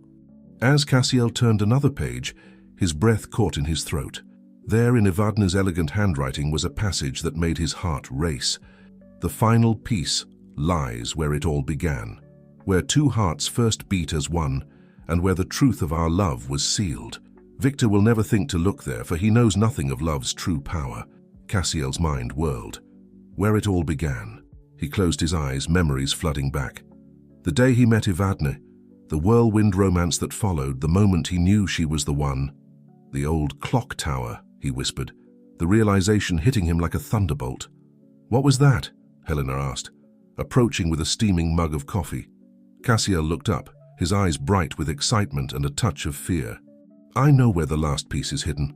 The old clock tower in the center of Lumia. It's where Evadne and I had our first date, where I proposed to her." Estefania joined them, her brow furrowed.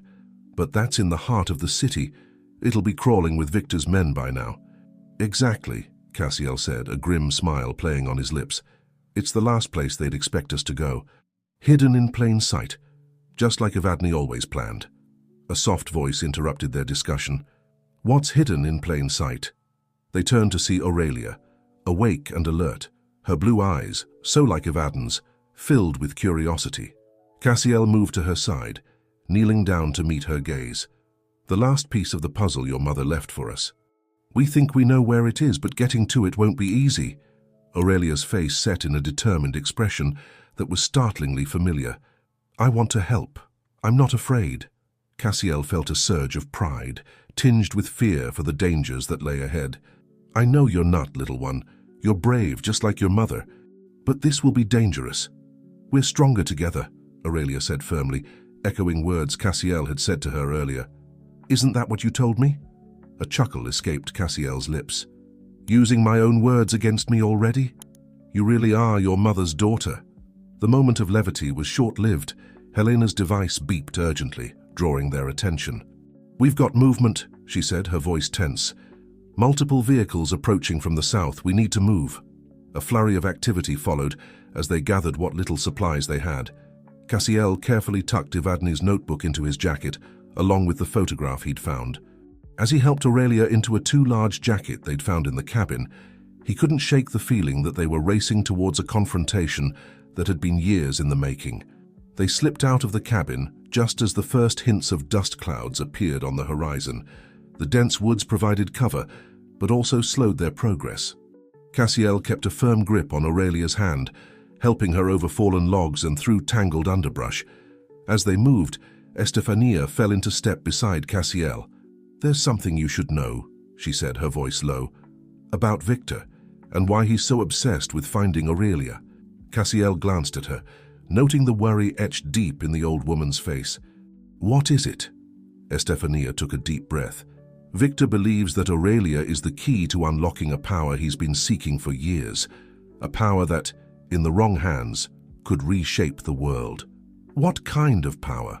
Cassiel asked, his grip on Aurelia's hand tightening instinctively. "It's called the Crimson Protocol," Estefania explained. "A set of algorithms and codes that, when fully implemented, could give someone control over global financial systems, communications networks, even military defenses." Cassiel's mind reeled. "And Victor thinks Aurelia is the key to this protocol?" Estefania nodded grimly. Evadne was the one who discovered it, who realized its potential for both good and evil. She hid the most crucial parts of it, encoding them in a way that only someone with her unique genetic markers could unlock. "Aurelia?" Cassiel breathed, the full weight of the situation crashing down on him. "Yes," Estefania confirmed. "Victor believes that with Aurelia's DNA, he can complete the Crimson Protocol and gain unimaginable power." As they pushed on through the forest, Cassiel's mind raced. The stakes were higher than he could have ever imagined. It wasn't just about protecting Aurelia anymore. It was about safeguarding the entire world from a madman's ambitions. The distant sound of engines grew louder, spurring them to move faster. As they crested a hill, the sprawling cityscape of Lumiar came into view. The old clock tower stood tall in the center, a beacon of hope and danger. Cassiel knelt down, bringing himself eye-level with Aurelia. "Listen to me," he said softly but firmly. "What we're about to do is very dangerous. If at any point you feel scared or unsure, you tell me. Promise?" Aurelia nodded solemnly. "I promise, Papa." The word Papa still sent a jolt through Cassiel's heart. He pulled her into a tight hug, breathing in the scent of her hair, committing this moment to memory. As they broke apart, Helena's voice cut through the moment. "We need to keep moving. I've got a contact in the city who might be able to help us get to the clock tower undetected." They began their descent towards Lumiar, each step bringing them closer to answers, to danger, and to a confrontation that would determine not just their fate, but potentially the fate of the world. The old clock tower loomed in the distance, its hands frozen in time, waiting to reveal secrets long hidden. As they moved through the outskirts of the city, blending in with the early morning crowds, Cassiel couldn't shake the feeling that Evadne was with them, guiding them towards a truth that had been years in the making. Whatever lay ahead, whatever challenges they would face, Cassiel knew one thing with absolute certainty. He would protect Aurelia with every fiber of his being, for her sake, for Evadne's memory, and for the future of a world teetering on the brink of chaos. The final act of their journey was about to begin, and the stakes could not be higher. The bustling streets of Lumiar were a stark contrast to the quiet woods they had left behind. Cassiel, Aurelia, Helena, and Estefania moved through the morning crowds, trying to blend in, despite their disheveled appearance. The old clock tower loomed above them, both a beacon of hope and a potential trap.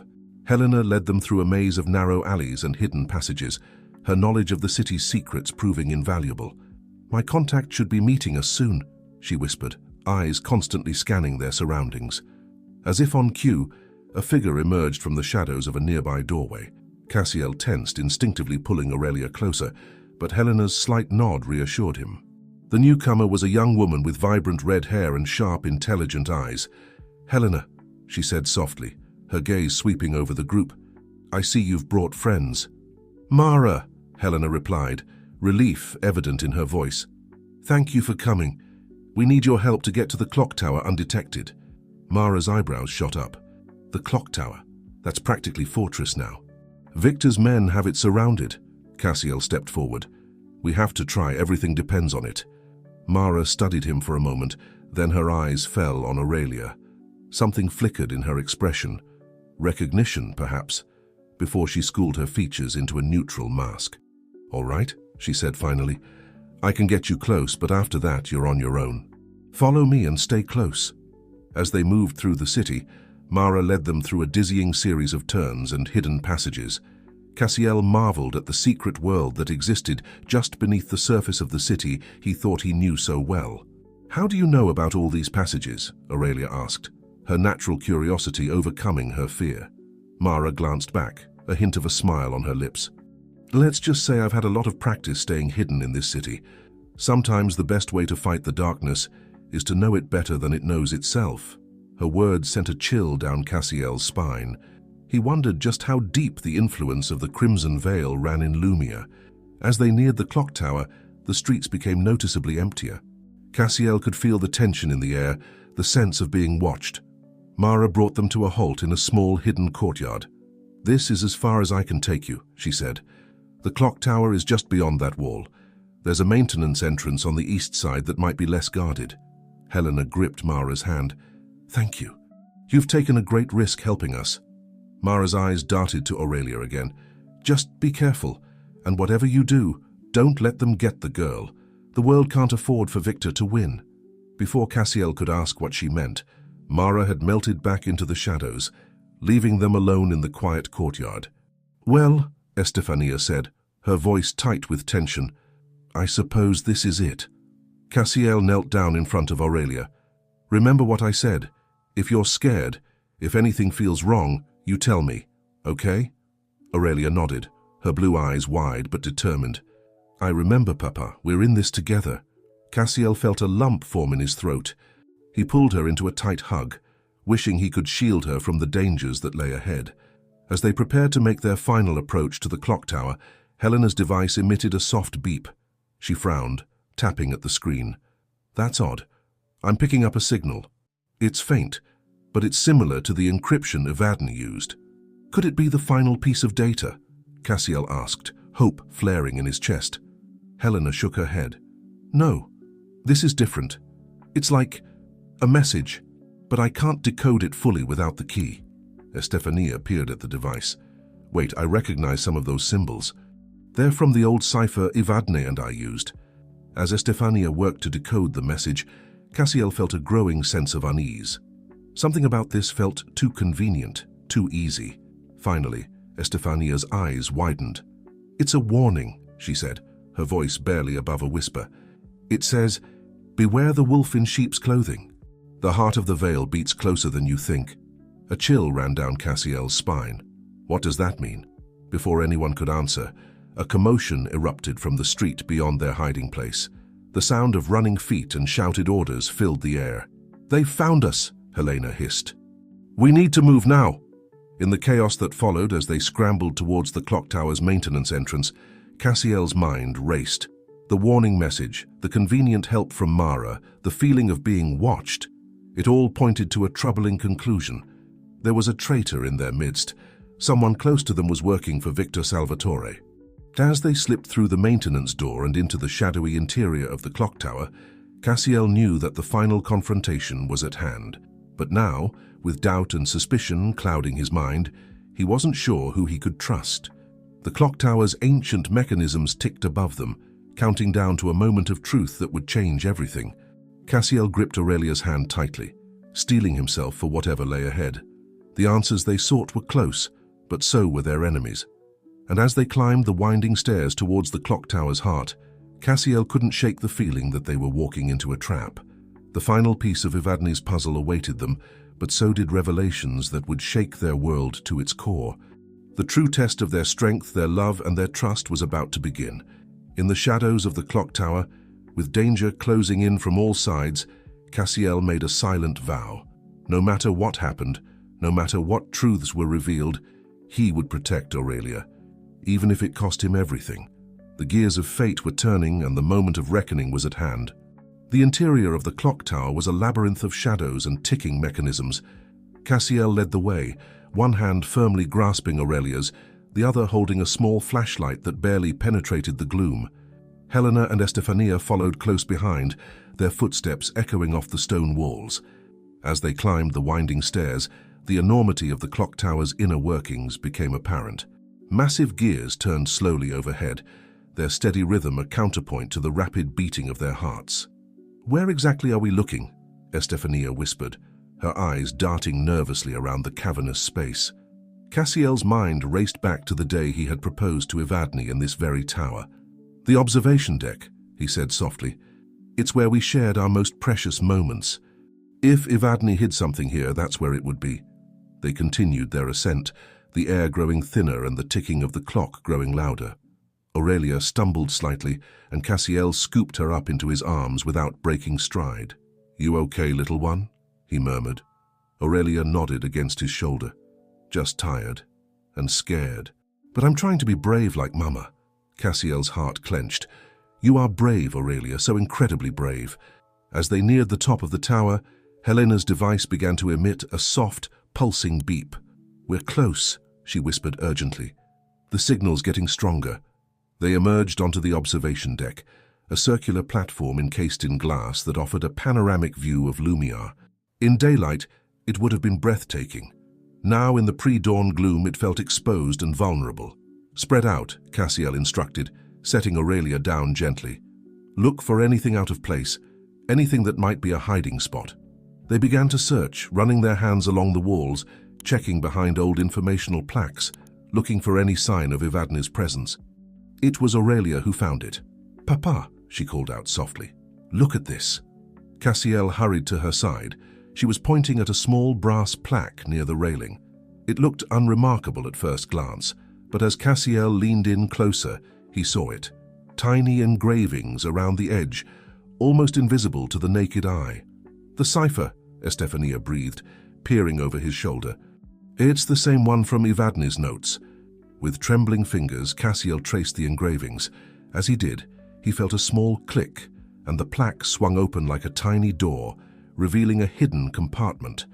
Inside was a small, ornate key and a folded piece of paper. Cassiel retrieved them both, his heart pounding. "What does it say?" Helena asked, her voice tight with anticipation. Cassiel unfolded the paper, recognizing Evadne's handwriting immediately. "My loves, if you're reading this, then you've come so far and overcome so much. I'm sorry for all the pain and danger I've put you through, but it was necessary to protect you and the world from what Victor seeks. The key you found will unlock a safe deposit box at the Lumiar Central Bank. Inside is the final piece of the Crimson Protocol, along with evidence of Victor's crimes, but be warned. Accessing it will alert Victor's systems. You'll need to move quickly. Cassiel, my darling, I know you must have questions, must feel betrayed by all I've kept from you. Know that every secret, every lie was to protect you and our daughter. I hope that one day you can forgive me. Aurelia, my sweet girl, I'm so sorry I couldn't be there to watch you grow, but know that I love you more than life itself, and that you are stronger than you know.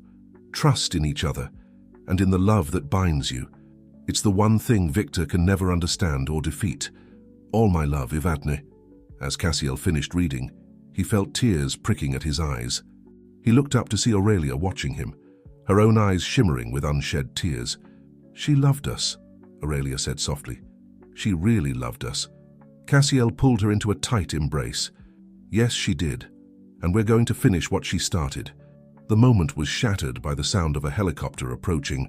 Helena rushed to the window, her face pale. "It's Victor's men." "They've found us." Estefania's voice was urgent. "We need to get to that bank before they realize what we've found." Cassiel nodded, tucking the key and letter safely away. "All right, let's move. Stay close and—" His words were cut off by the sound of the door to the observation deck bursting open. A group of armed men flooded in, led by a tall, imposing figure with cold, calculating eyes. "Well, well," the man said, his voice smooth and cultured. "Cassiel d'Alembert, we meet at last." Cassiel pushed Aurelia behind him, facing the newcomer with steely determination. "Victor Salvatore, I presume?" Victor's smile was predatory. "Indeed. I must say you've led us on quite a chase, but it ends here." His gaze shifted to Aurelia, and his eyes gleamed with an unsettling intensity. "Hello, little one. You look so much like your mother." Aurelia clung to Cassiel's leg, but her voice was steady when she spoke. "You're the bad man, the one Mama was afraid of." Victor's laugh was cold and mirthless. "Afraid? My dear, your mother was many things, but afraid was not one of them. No, Evadne was misguided. She didn't understand the true potential of what we had created." Cassiel's mind raced, looking for a way out, a way to protect Aurelia. But they were surrounded, outnumbered, with nowhere to run. It was then that Helena stepped forward, her device held out in front of her like a shield. "I wouldn't be so sure of your victory, Victor," she said, her voice surprisingly calm. "You see, we've already transmitted the location of the final piece to our allies. Even if you stop us here, you've lost."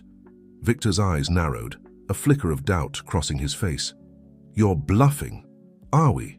Estefania chimed in, catching on to Helena's ploy. "Can you afford to take that chance?" For a moment, tension crackled in the air like electricity. Then, Victor's composure cracked. "Find that transmission," he barked at his men. "Tear this tower apart if you have to." In the chaos that followed, as Victor's men scrambled to search for a non-existent transmission, Cassiel saw their chance.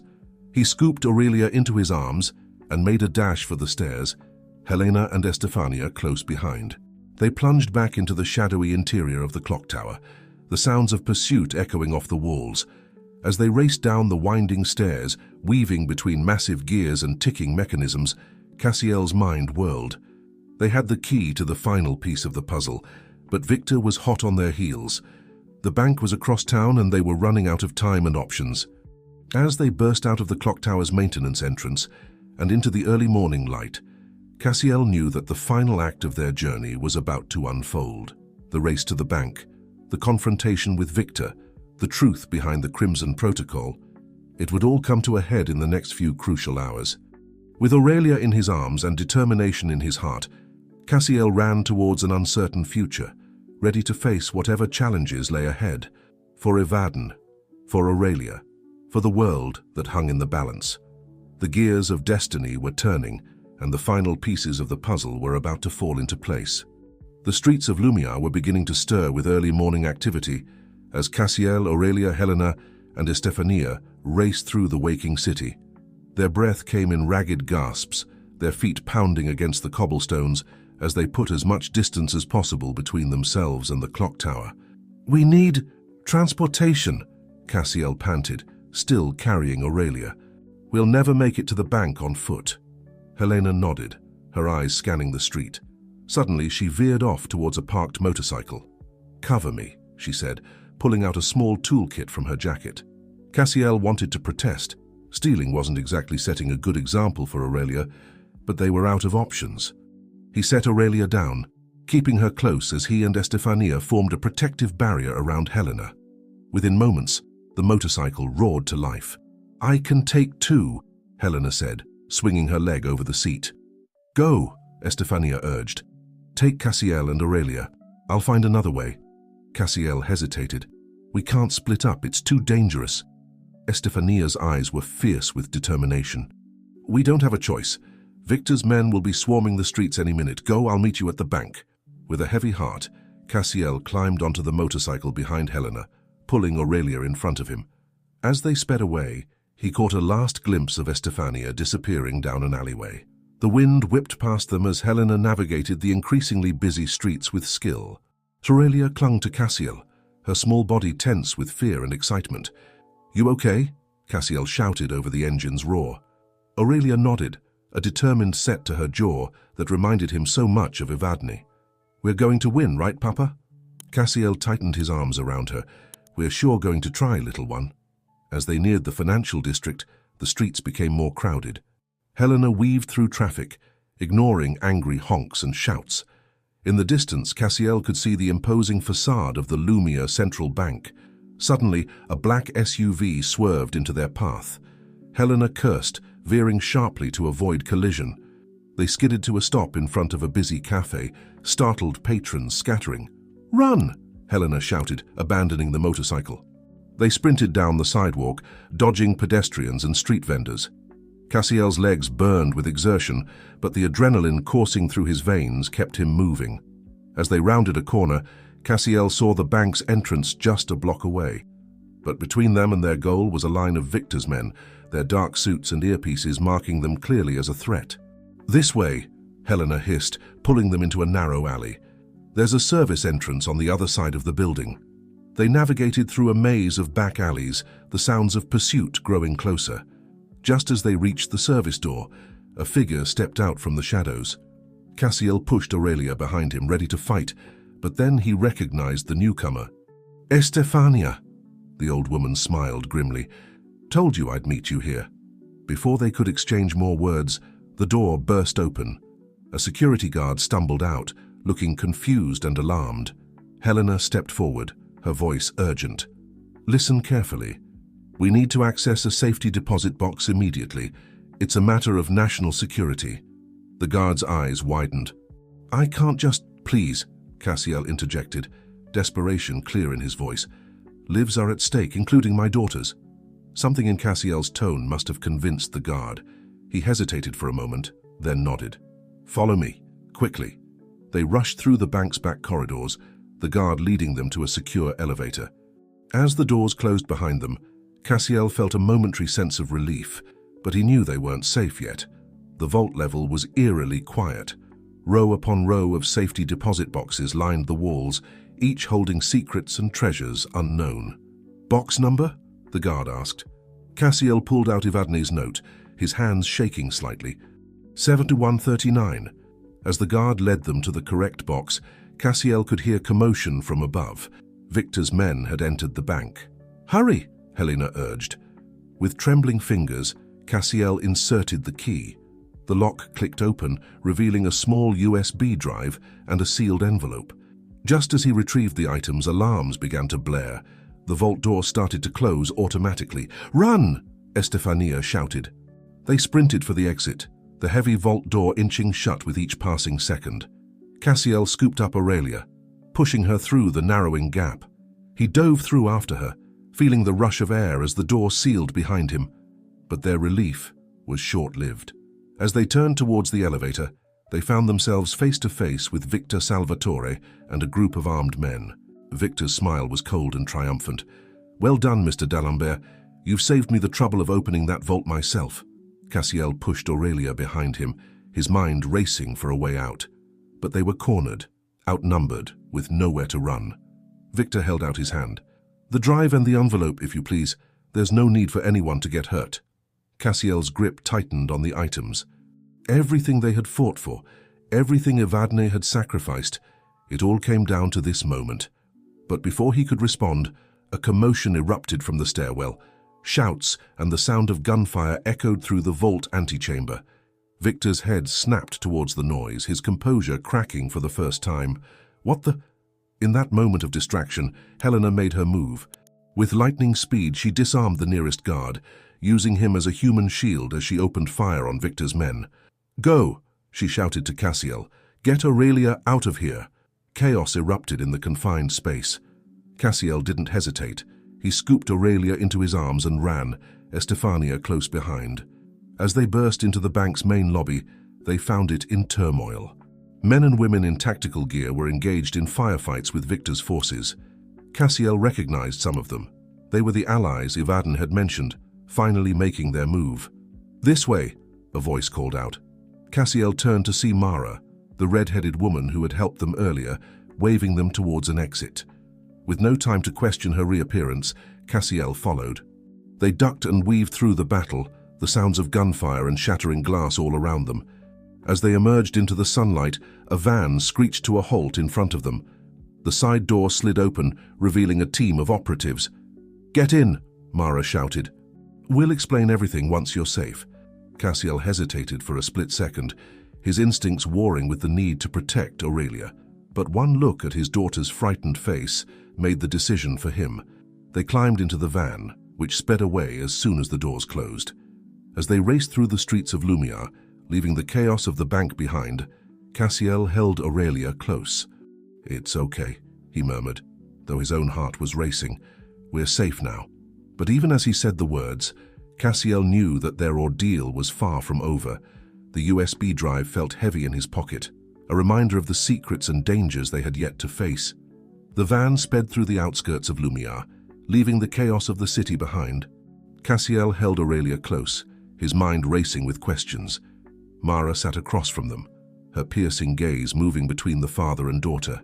"Where are we going?" Cassiel finally asked, breaking the tense silence.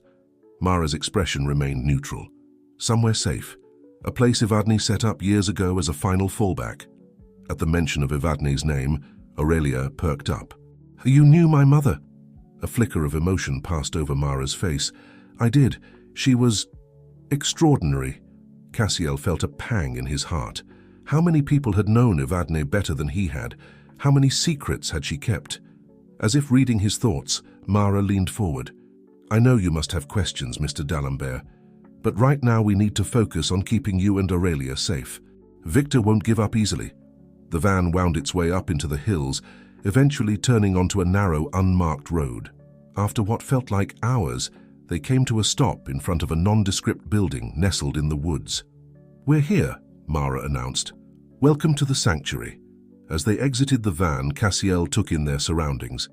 The building looked like an ordinary cabin from the outside, but he suspected it was anything but ordinary on the inside. They were led through a series of security checkpoints, each more sophisticated than the last. Finally, they emerged into a large, open room, filled with computer screens and communication equipment. "Impressive," Estefania murmured, her eyes wide as she took in the technology around them. A tall, distinguished-looking man approached them, his salt-and-pepper hair neatly combed back. "Mr. D'Alembert, Aurelia, welcome. I'm Director Hawthorne. We've been expecting you." Cassiel's grip on Aurelia tightened instinctively. "You have?" Hawthorne nodded. "Evadne put contingencies in place years ago. We've been monitoring the situation, waiting for the right moment to intervene." "And who exactly are you?" Cassiel asked, unable to keep the edge out of his voice. "We're an independent organization dedicated to keeping the balance of power in check," Hawthorne explained. "Evadne was one of our most valuable assets." Aurelia tugged on Cassiel's sleeve. "Papa, I'm tired," she whispered. Hawthorne's expression softened. "Of course, you both must be exhausted. We've prepared rooms for you. We can discuss everything in detail after you've rested." As much as Cassiel wanted answers, he couldn't deny his own fatigue. He nodded, allowing themselves to be led to a comfortable suite. Once alone, Cassiel helped Aurelia get settled. As he tucked her into bed, she looked up at him with those eyes so like Evadne's. "Papa, are we really safe now?" Cassiel's heart clenched. "I hope so, little one. I promise I'll do everything I can to protect you." As Aurelia drifted off to sleep, Cassiel sat in a chair by the window, the USB drive and envelope heavy in his pocket. With trembling hands, he opened the envelope first. Inside was a letter, written in Evadne's elegant script. "My dearest Cassiel and Aurelia, if you're reading this, then you've overcome incredible odds and dangers to reach this point. I'm so sorry for all the pain and confusion my secrets have caused. The USB drive contains the final piece of the Crimson Protocol, as well as evidence of Victor's crimes. But it also holds something far more precious. The truth about our family, and about Aurelia's unique gift. Cassiel, what I couldn't tell you before is that Aurelia isn't just our daughter. She's the key to unlocking a power that could change the world. The Crimson Protocol isn't just a set of algorithms. It's a gateway to something beyond our current understanding of science and technology. Aurelia has a rare genetic marker, one that allows her to interface with the protocol in ways no one else can. It's why Victor has been so desperate to find her. In the wrong hands, this power could be catastrophic. But in the right hands, in our daughter's hands, it could be the key to solving some of humanity's greatest challenges. I know this is a lot to take in, and I'm sorry I can't be there to explain it all in person. Trust in Director Hawthorne and his team. They've been preparing for this moment for years. Most importantly, trust in each other. The love between a parent and child is the most powerful force in the world. It's what will guide Aurelia as she learns to harness her gift. I love you both more than words can express. Stay strong, stay together, and know that I'm always with you in spirit. All my love, Evadne." Cassiel lowered the letter, his mind reeling. He looked at Aurelia's sleeping form, seeing her in a new light. Not just his daughter, not just Evadne's legacy, but potentially the key to humanity's future. The weight of this knowledge settled on his shoulders like a physical burden. How could he protect her from those who would exploit her gift? How could he prepare her for the challenges that lay ahead? As the first light of dawn crept through the window, Cassiel made a silent vow. No matter what came next, no matter what revelations the USB drive held, he would stand by Aurelia's side. He would be the father she needed, the protector Evadne had trusted him to be. The path ahead was uncertain, fraught with danger and impossible choices. But as he watched his daughter sleep, Cassiel felt a glimmer of hope. Together, they would face whatever the future held. Together, they would unlock the secrets of the Crimson Protocol and forge a new destiny. The final act of their journey was about to begin, and the fate of the world hung in the balance. The morning sun filtered through the curtains, casting a warm glow over the room. Cassiel had barely slept, his mind churning with the revelations from Evadne's letter. As Aurelia began to stir, he quickly tucked the letter away, forcing a smile onto his face. "Good morning, little one," he said softly. "How did you sleep?" Aurelia rubbed her eyes, looking around the unfamiliar room. "Where are we, Papa?" "Somewhere safe," Cassiel assured her, though doubt gnawed at the edges of his mind. Could anywhere truly be safe with the weight of Evadne's secrets hanging over them? A gentle knock on the door interrupted his thoughts. Director Hawthorne entered, his face grave. "Mr. D'Alembert, Aurelia, I hope you rested well. We have much to discuss." They were led to a secure conference room where Mara, Estefania, and several other serious-looking individuals were already gathered. At the center of the table was a computer, its screen dark and waiting. "The USB drive, if you please," Hawthorne said, holding out his hand. Cassiel hesitated, his hand instinctively moving to his pocket. "How do I know I can trust you?" Hawthorne's expression softened. "I understand your caution, Mr. D'Alembert, but Evadne trusted us, and right now, we're your best hope of keeping Aurelia safe and stopping Victor Salvatore." After a moment's deliberation, Cassiel handed over the drive. As Hawthorne inserted it into the computer, the screen came to life, filling with complex diagrams, lines of code, and what looked like genetic sequences. "The Crimson Protocol," Mara breathed, leaning in for a closer look. Aurelia's eyes were wide as she stared at the screen. "It's beautiful," she whispered. Cassiel felt a chill run down his spine. Could Aurelia already be connecting with the protocol somehow? Hawthorne began to explain, his voice grave. "The Crimson Protocol is more than just a set of algorithms. It's a bridge between human consciousness and advanced technology. In the right hands, it could revolutionize everything from medicine to environmental restoration. In the wrong hands, it could enslave humanity," Estefania finished, her face pale. Cassiel pulled Aurelia closer to him. "And you're saying my daughter is the key to all this?" Hawthorne nodded. "Aurelia possesses a unique genetic marker that allows her to interface with the protocol in ways no one else can. It's why Victor has been so desperate to find her." Aurelia looked up at Cassiel, fear and confusion in her eyes. "Papa, I don't understand. What does this mean?" Cassiel knelt down to her level, taking her small hands in his. "It means you're very special, little one, and that we have a big responsibility to use your gift wisely." As if on cue, alarms began blaring throughout the facility. Mara rushed to a nearby console, her fingers flying over the keyboard. "We've got incoming, multiple vehicles approaching fast." Hawthorne's face hardened. "It's Victor. He must have tracked us somehow." He turned to Cassiel and Aurelia. "We need to move you to a secure location, now." As they hurried through the corridors, the sound of gunfire erupted outside. Cassiel scooped Aurelia into his arms, his heart pounding. They reached a reinforced door, beyond which lay a small room with what looked like a modified sensory deprivation tank. "What is this?" Cassiel demanded. "It's an interface chamber," Hawthorne explained quickly, "designed to amplify Aurelia's connection to the protocol. It might be our only chance to stay ahead of Victor." Cassiel's mind reeled. "You want to put my daughter in that thing? She's just a child." Aurelia tugged on his sleeve. "Papa, I think I need to do this. I can feel it calling to me." The sounds of battle grew closer. They were running out of time. With a heavy heart, Cassiel nodded. He helped Aurelia into the chamber, fighting back tears. "I'll be right here," he promised. "I won't let anything happen to you." As the chamber sealed shut, the room plunged into darkness. Then, suddenly, holographic displays sprang to life all around them, filling the air with swirling patterns of light and data. Through a small window, Cassiel could see Aurelia floating in the chamber, her eyes closed in concentration. The patterns of light seemed to flow through her, as if she were becoming one with the protocol itself. Incredible, Hawthorne murmured. She's accessing levels of the protocol we've never been able to reach before. Suddenly, Aurelia's eyes snapped open, glowing with an otherworldly light. Her voice, when she spoke, seemed to come from everywhere at once. "I can see it all," she said, her voice filled with wonder. "The connections, the patterns, I understand now." Before anyone could respond, the door burst open. Victor Salvatore stood in the doorway, flanked by armed men, his face a mask of triumph and madness. "At last," he breathed, his eyes fixed on Aurelia in the chamber. "The key to everything." Cassiel moved to stand between Victor and his daughter, ready to fight to his last breath. But Aurelia's voice rang out once more, calm and filled with a wisdom beyond her years.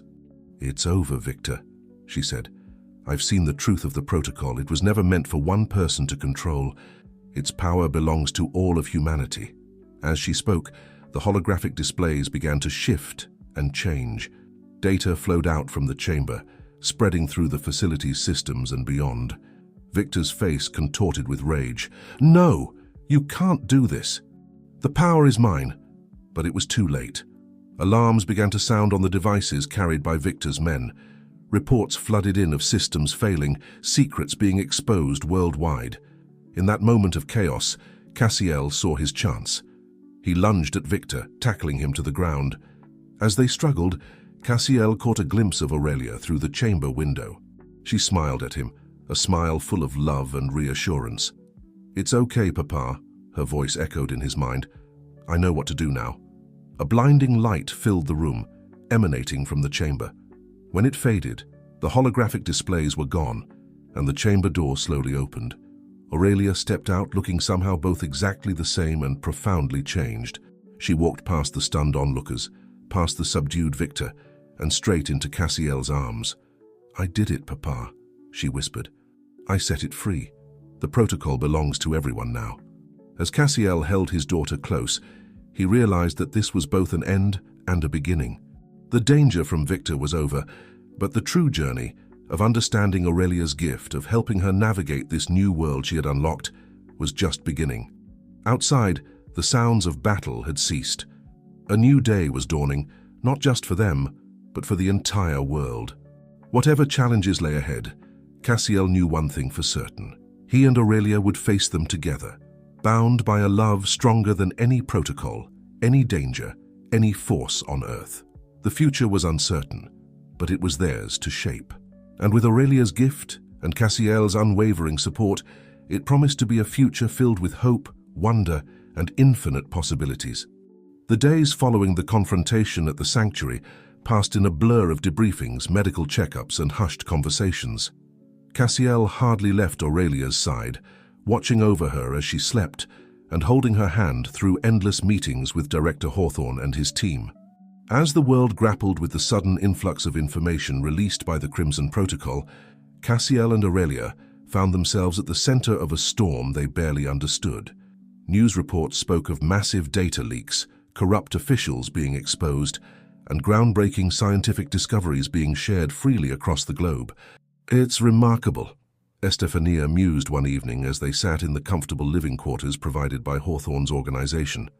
"Avadni always said the protocol could change the world, but I never imagined it would be like this." Cassiel nodded, his eyes never leaving Aurelia, who was curled up on a nearby couch, leafing through a book on quantum physics that would have been incomprehensible to her just days ago. "I just hope we did the right thing," he said softly, releasing all that information at once. "There's bound to be chaos." As if on cue, Mara entered the room, her face grave. "We've got a situation," she announced. "There's a crowd gathering outside the compound. Journalists, government officials, even some protesters. They're demanding to see Aurelia." Cassiel tensed, ready to fight. "Absolutely not. She's been through enough." Aurelia looked up from her book, her eyes wise beyond her years. "It's okay, Papa. I think I need to talk to them." "Sweetheart, you don't owe them anything," Cassiel began, but Aurelia cut him off with a gentle smile. "I know, Papa, But the protocol showed me so much. About the world, about people. I understand things now that I didn't before. And I think I can help them understand too. Cassiel felt a mixture of pride and fear wash over him. His little girl, so brave, so wise, but still so young, still so vulnerable. After much discussion and preparation, it was decided that Aurelia would address the crowd, but from a secure location within the compound. Cassiel stood beside her as she faced the cameras, his hand on her shoulder, a silent pillar of support. Aurelia's voice was clear and steady as she spoke. I know you all have many questions about the Crimson Protocol, about what's happening to our world. The truth is, I'm still figuring it out myself. But what I do know is this. The knowledge contained in the protocol doesn't belong to any one person or group. It belongs to all of us. She went on to explain, in terms that somehow made the complex concepts accessible, how the protocol was already being used to tackle climate change, cure diseases, and bridge cultural divides. But with great knowledge comes great responsibility, she cautioned. It's up to all of us to use this gift wisely, to build a better world for everyone. As Aurelia spoke, Cassiel noticed something extraordinary. The crowd, which had been restless and demanding, fell into a hushed silence. Even the most skeptical journalists seemed captivated by her words. When she finished, there was a moment of profound silence, followed by a thunderous applause. Cassiel pulled Aurelia into a tight hug, his heart swelling with pride and love. Later that night, as he tucked Aurelia into bed, she looked up at him with those eyes that seemed to hold the wisdom of the universe. Papa, she said softly, do you think Mama would be proud of us? Cassiel felt tears prick at his eyes. Oh, sweetheart, he murmured, stroking her hair. I know she would be. She is. Wherever she is, I'm sure she's watching over us, beaming with pride. As Aurelia drifted off to sleep, Cassiel stood by the window, looking out at the starry sky. The world was changing, faster than anyone could have predicted, and his daughter, his brilliant, brave, beautiful daughter, was at the heart of it all.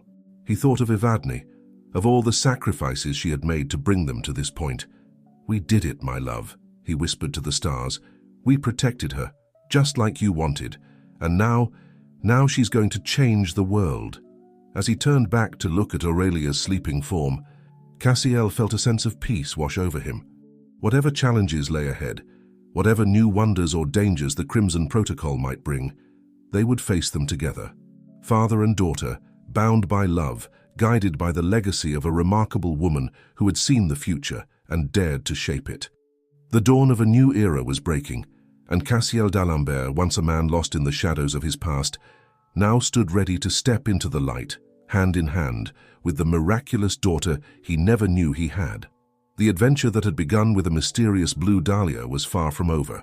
In many ways, it was just beginning. 1 year had passed since the day Aurelia unveiled the Crimson Protocol to the world. The old clock tower in Lumiere, once a silent guardian of secrets, now stood as a symbol of the new age that had dawned. Its face had been replaced with a holographic display, constantly updating with new discoveries and breakthroughs made possible by the protocol. Cassiel stood at the base of the tower, hand in hand with Aurelia, marveling at how much had changed and how much had stayed the same. His daughter, now 11, still had the same curious gleam in her eye, the same determined set to her jaw. But there was a new confidence in her stance, a wisdom in her gaze that spoke of the incredible journey they had undergone. Ready for the ceremony? He asked, giving her hand a gentle squeeze. Aurelia nodded, a mix of excitement and nervousness playing across her face. I think so. Do you think there will be many people? Cassiel chuckled. Sweetheart, I think half the world would show up if they could. But don't worry, Hawthorne's team has everything under control. As if on cue, Mara appeared, looking smart in a crisp suit. It's time, she said, her usual serious expression softened by a small smile. They're waiting for you both. They made their way to the newly constructed plaza in front of the clock tower. A sea of faces greeted them, dignitaries from around the world, scientists, journalists, and ordinary citizens, all gathered to commemorate the 1-year anniversary of the protocol's release. Director Hawthorne stood at the podium, his face beaming with pride as he introduced Cassiel and Aurelia. Ladies and gentlemen, the guardians of the Crimson Protocol, the d'Alemberts. As they took the stage, A holographic image of Evadne appeared beside them, smiling that enigmatic smile that Cassiel had fallen in love with so many years ago. It was a recording she had left behind, meant to be played on this very day. "My darlings," Evadne's voice rang out, clear and strong. "If you're seeing this, then the dream we fought so hard for has become a reality. The Crimson Protocol is not just a collection of data or algorithms. It's a bridge to a future where knowledge is free, where the boundaries between nations and cultures fade away, and where humanity can reach its full potential." Cassiel felt tears prick at his eyes as he listened to his late wife's words. Aurelia squeezed his hand, her own eyes shimmering with emotion. "Aurelia, my sweet girl," Evadne continued, "you have a great gift, and with it comes great responsibility. But I know you have the strength and wisdom to guide humanity towards a brighter future. And Cassiel, my love, your unwavering support and love will be the foundation upon which Aurelia can build that future." As Evadne's image faded, Aurelia stepped up to the microphone. The crowd fell silent, hanging on her every word. "A year ago, I stood before you, trying to explain something I barely understood myself," she began.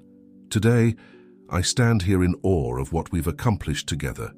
The Crimson Protocol has allowed us to make incredible strides in medicine, in clean energy, in space exploration, but more importantly, it has brought us closer together as a global community." She paused, her gaze sweeping over the crowd. "But our work is far from over.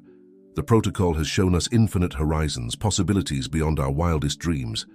It's up to us to explore those horizons responsibly, ethically, and with compassion for all living beings."